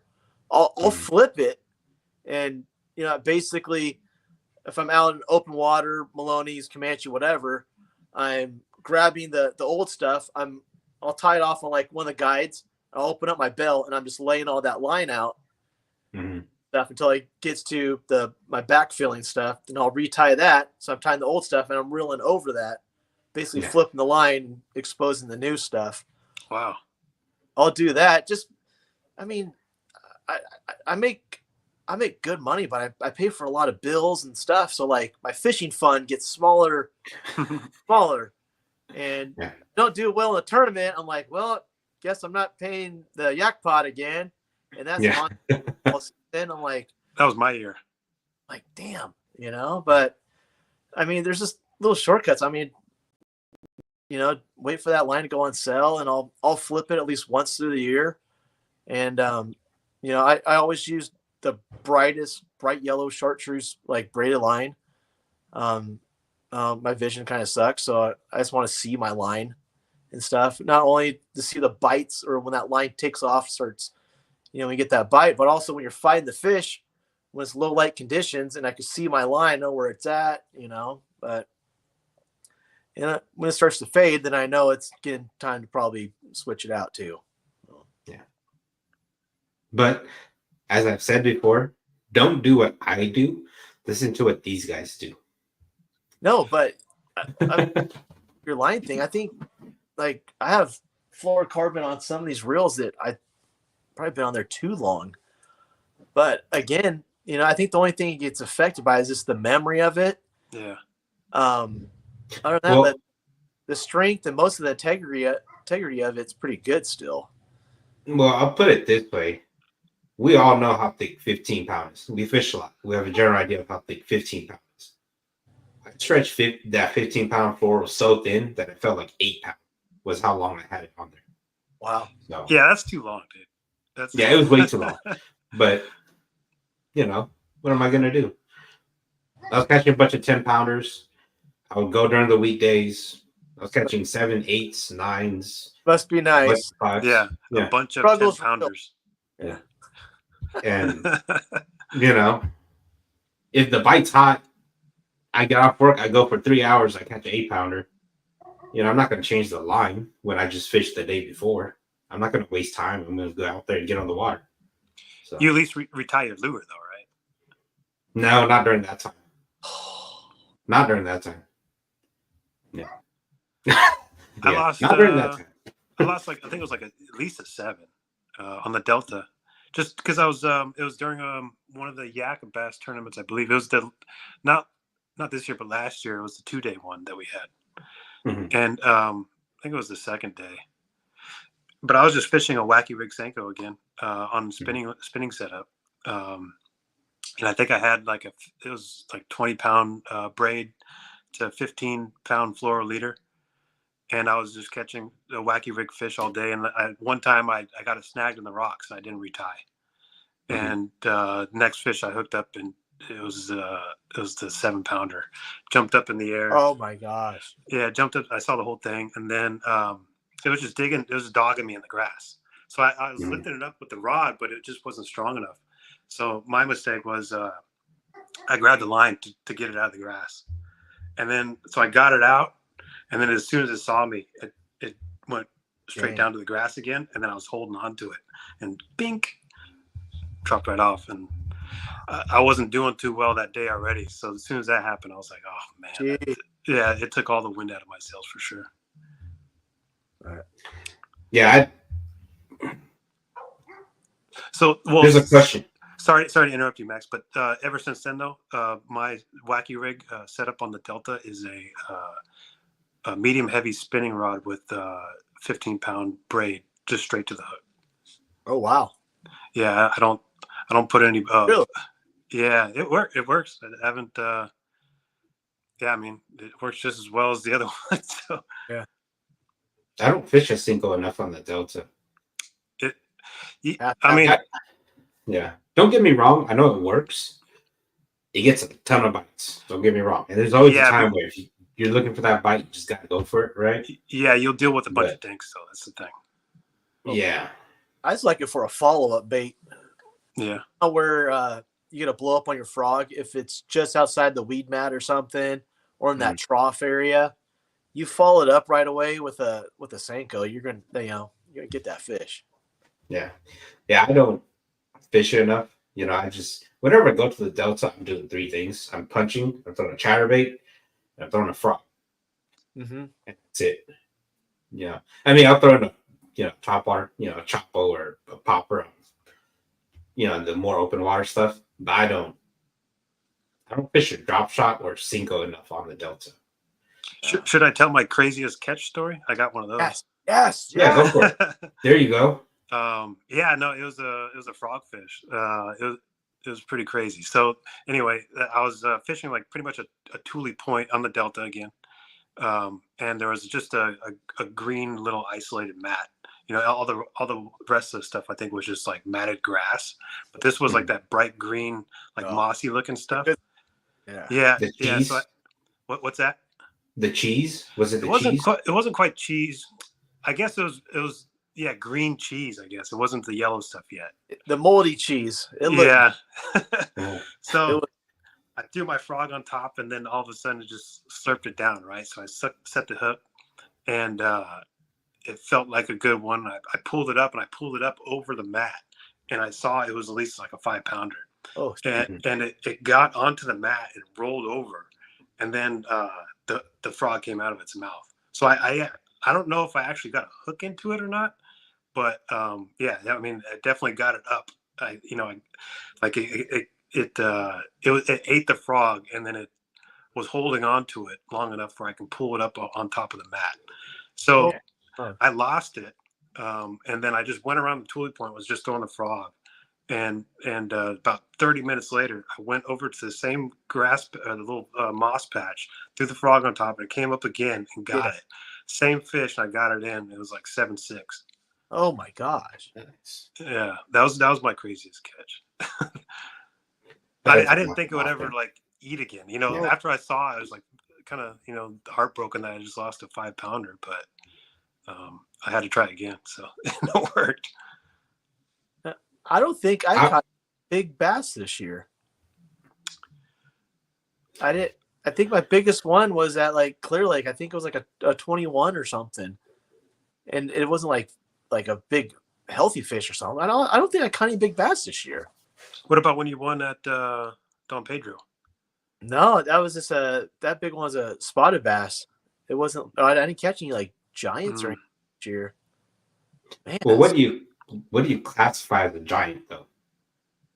I say it's like 6 or 7 pounds or over. It used to be over like 8 pounds, but like I don't think I caught a fish. I don't think I caught a fish over 6 pounds this year.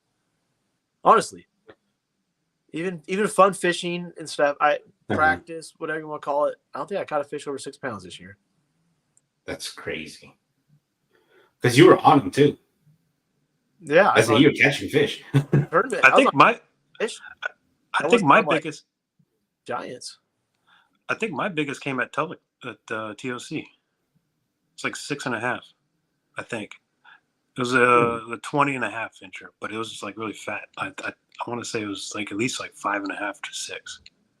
Damn. That's tough. It is. It's just gotta get out there and do it. Well, I caught an 8 at Clear Lake. The Yakka Bass Big Fish was an 8. Toluk before BAM, the first event of BAM, I caught 7. I caught 12 after the native event. I don't know. It just happens. I don't know. I just go fishing and it happens. I'm sorry, guys. Well, it helps that you're fishing at the lake to catch those kind of fish, though, too, right? Yeah. Yeah, it does. It really does. It's not the best lake in the world. It really isn't. But it just has good ones in there, is the best way to say it. It's not like Clear Lake where you're going to go and load up on 25 pounds, and you just pick a rock point and you catch 25 pounds, or you throw a chatterbait around and catch 25 pounds. It's not like Clear Lake. Fish is slow. It's not like that. A lot of guys see the big fish, but really, you really do have to work for them. John Myers caught a 14 out of there. Yeah, and that was like a couple weeks ago. Out of the same lake? Out of the same lake. Wow. Damn. Yeah. So, I don't know where Isaiah's at, but Isaiah's asking if you're ready for Sturgeon, Sean. Oh, what's up, Isaiah? Yeah, it's on my bucket list. I heard Max is going too. I'm trying to. I really am. But it may not happen. I found some stuff on the home pond that I really want to fish this winter. So, yeah, it may not happen. Max, are you really not fishing tournaments next year? Yes, I'm really not fishing tournaments next year. But you still are fishing, though, right? I'm going to try to fish. So, I'll give you guys the reason. I fish my home lake a lot. And as we all know, these lakes come in cycles. Delta, Clear Lake, certain lakes come in certain cycles, and big fish will grow in certain cycles. And your odds of catching big fish will happen in certain cycles. Yeah. And then the lake slowly, I wouldn't say degrade, but the size of fish degrade afterwards, or you just don't start seeing that many 10-pounders, 5-pounders, whatever the class size of fish is in that body of water. They become less and less apparent. That's true. And based off of what I've seen in the past couple of years, my home lake is on an uptrend. And I feel like if I want to catch the fish of a lifetime, a true fish of a lifetime where I will never ever break again, it'll be in the next couple of years. And so that's why I would really like to dedicate my time to it, because it's reaching that peak, or it's getting to that peak. So that's why that is.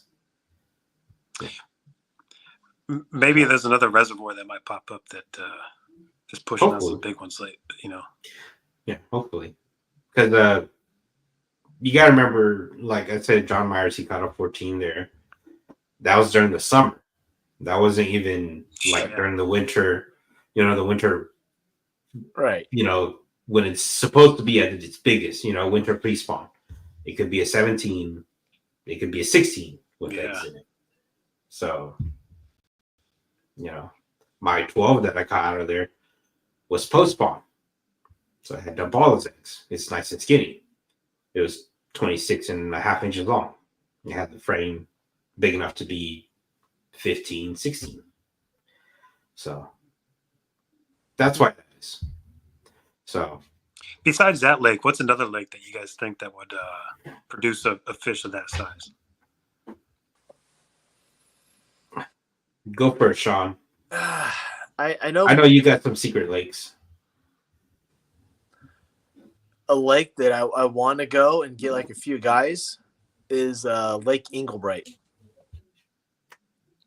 All the camping is boat in, kayak in, camping. Back in the day, I know Larry Hemphill used to fish it. He was a guide back in the day, fished Collins Lake, Clear Lake, a few other lakes, and he would be throwing that 10-inch power worm, whatever, catching big fish, but he wouldn't guide at Inglebright, but he fished it, and he's caught double-digit fish out of it. I had one of my friends took his dad there, a few years back, and they're catching like 6-pound spots, and he's like, there were bigger ones that were following it. It doesn't get any pressure. If it does get pressure from fishing, it's mostly trout. It doesn't get a lot of bass fishing pressure. I haven't fished it yet. I want to go explore that lake. It's a kind of a narrow lake. Again, it gets stocked with trout. I believe there might be a kokanee population in there as well. Bullard's Bar I think this was in the limelight for too many years. Those years kind of come and gone. There's still good fish in there.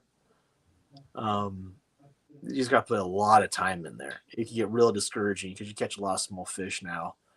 But if I had like a home pond to go to, I know Maloney's did put out a 12 and I think maybe a 14 last year. Not many double-digit fish. I would honestly say Comanche. Mm-hmm. On power bait? Like teeners. And I know a lot of people like hate that lake, but it's one of those lakes, if the timing's right and everything sets up, you're going to catch fish of a lifetime. Yeah. They still stock bass there every year, right? Yes. Yeah. I hooked like a little tiny fry during the team tournament last year. Yeah, it's a cool program. Yes, and there are kokanee in that lake. Some people say, they could have got over, from part of the year or whatever, but there is a kokanee population in that lake. It doesn't get fished for really. The trout they stock in there are from Mount Lassen, and they're like big trout. I wish Fish and Game would dump some trout in there. I think they do occasionally, but the Fish and Game ones are like the little ones. Those are like the Huddleston size. Yep. But I would say, for me at least, maybe there. Amador, I would say 15 to 20 years ago was like a hidden gem for a while for double-digit bass. It's kind of declined a little bit, I would say, or a lot. I would say maybe Comanche for like the actual lifetime fish. I think you can still go to Maloney's and get good quality fish. Occasionally, you could get some double-digit ones. There's still some in there. I know Josh Paris is back to guiding again, and he specifically targets those giant fish in there. And maybe another one would be like Don Pedro, maybe. But it's such a big lake. Oh, my gosh. That's another lake I want to get a little better on, I would say. But probably Comanche. Or good old Delta, Yeah. I think one of the ones that you guys are kind of not thinking about much is McClure. Because one of the reasons why I say McClure is because even like my home lake, right? If there's a lot of small ones and you catch a lot of small ones, typically if you catch a big one, it's a good one. It's a good one. Yeah. So what I mean by that is because there's so many small ones, if you can figure out the big ones, generally it's kind of that either they're small or they're really big. So didn't some guy have like some monster limit there, and then it got that lake got in like the top 10 of California or something like that on the Bassmaster list? I don't know that much history. I think it was like 2 years ago. Yeah, some guy caught like I want to say over 30 pounds or something like that. Well, there was a small window in there. So I fished Christian Bass League last year with Travis Lear. And when we had a tournament there, the guys that won it had a 5-fish limit of like, 24 pounds or something. Mm-hmm. And they fished it the weekend before and had another 20-something pound bag. Mm. Yeah. So they like figure something out. And like, yeah. I mean, McClure Reese catches those little spots and stuff. And there's definitely big ones in there. I know Damien's caught good fish in there. John Myers caught good fish in there too. Yeah. But so they know that lake. It may not have your true fish of a lifetime, but it's going to have a giant in there. Yeah, that's true. Yeah. Definitely. Yeah. And then, everybody knows Clear Lake. But I think what's holding back Clear Lake a lot is your average size of fish is like 2 pounds to 5 pounds, and they're willing to eat anything that you throw at them. Yeah. So it's hard for you to just target that one plus size fish. But I was gonna say this year though, there's a lot more 20 inchers. Like it seems like 2 years ago it was all like 17 to 18 inches were like the most common fish, but this year is like those 18 fish have become 20 inchers, and that was really common. Like if you weren't catching 20 inchers during your West Coast Championships, you're just out of it. Those 18 inchers weren't going to cut it for you. Mm-hmm. Yeah, that's true. Like what Max said about his home lake, about the cycles and stuff. I think you're seeing a lot of lakes throughout California are coming in these good cycles. We're seeing Clear come back big time. You go back a couple of years, Clear Lake. Look how the weights and stuff for our kayak tournaments. You're just like, I mean, this stuff's getting unheard of. You're right. You're right, Don. You had to begin 20 inches or pushing 100 to be up there. Yeah. You go back, a couple of years ago, it's like, cool, you're like mid 80s. Cool, I'm going to get a check, It's like, a lot of them are cycling, like Shasta right now, I would say the last year or so, that lake has completely turned around. I remember going up there like over 20 years ago, and the bottom of your boat is covered in plastic worms because you're catching just little 13-inch bass, like spotted bass, like hundreds of them. Mm-hmm. And now it's like, like you got to get like a limit of like 3-pounders or bigger and stuff. Like that's like turned around a lot. The quality I think Oroville is getting better. I remember many boat tournaments.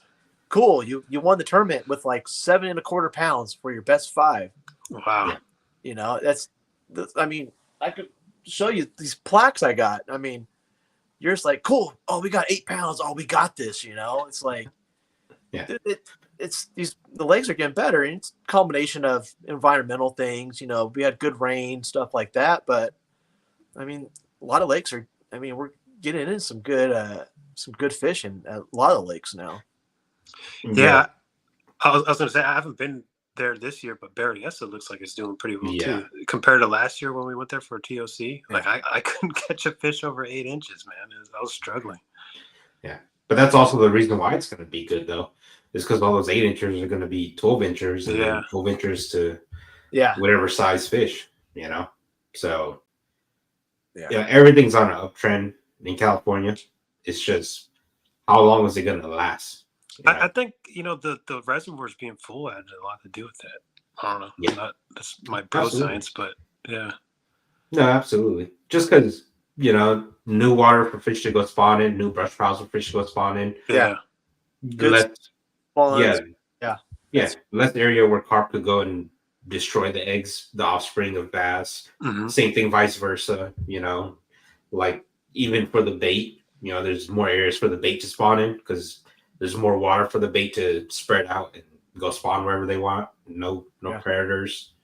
So the high water definitely helped.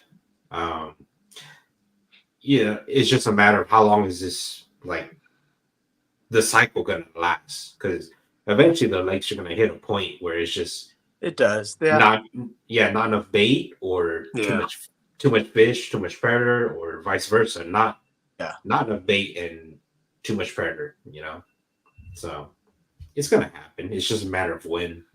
But currently, everything's good. Currently, so I agree. all right, gentlemen. I mean, we've been on here for 2.5 hours. Heck yeah. Before we end it, where are you guys fishing this weekend? And then let's end it on that.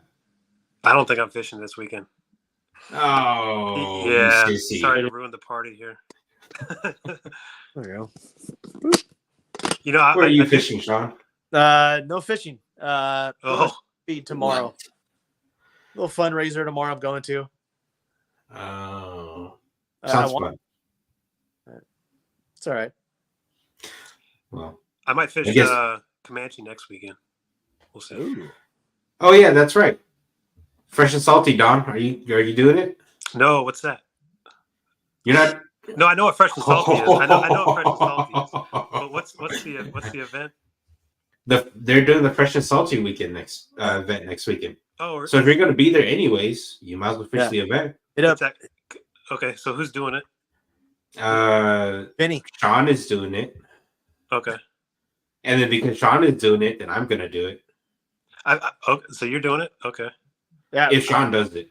I just want to go because it's a huge group and like been following them for a while. I've been on their Facebook page for a while and like I never actually went to any of their events. And so it's not a tournament. It's just like a. It kind of is like a tournament. Kinda.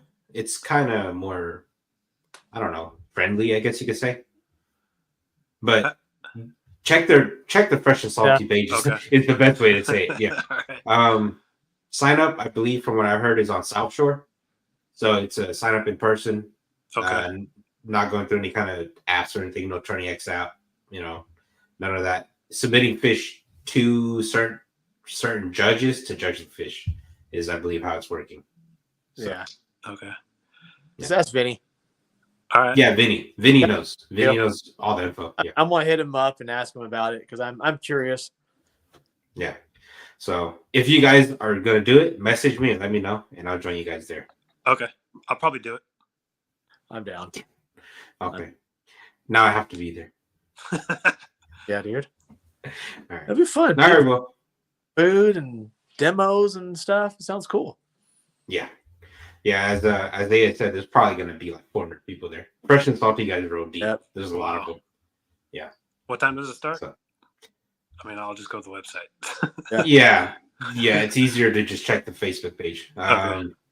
Tournament ends at 12 o'clock, and then everything else is just raffles, hangout, food, potluck after 12 o'clock. So crazy. Yeah. 6 to 12. That's the actual tournament time. Cool. So. Oh, that's right. Yeah, tournament time. Yep. That's right. Yeah, actual tournament time is 6 to 12. So 6 hours. I'm down. Shoot. All right, gentlemen. Good little pre-fish for the team tournament.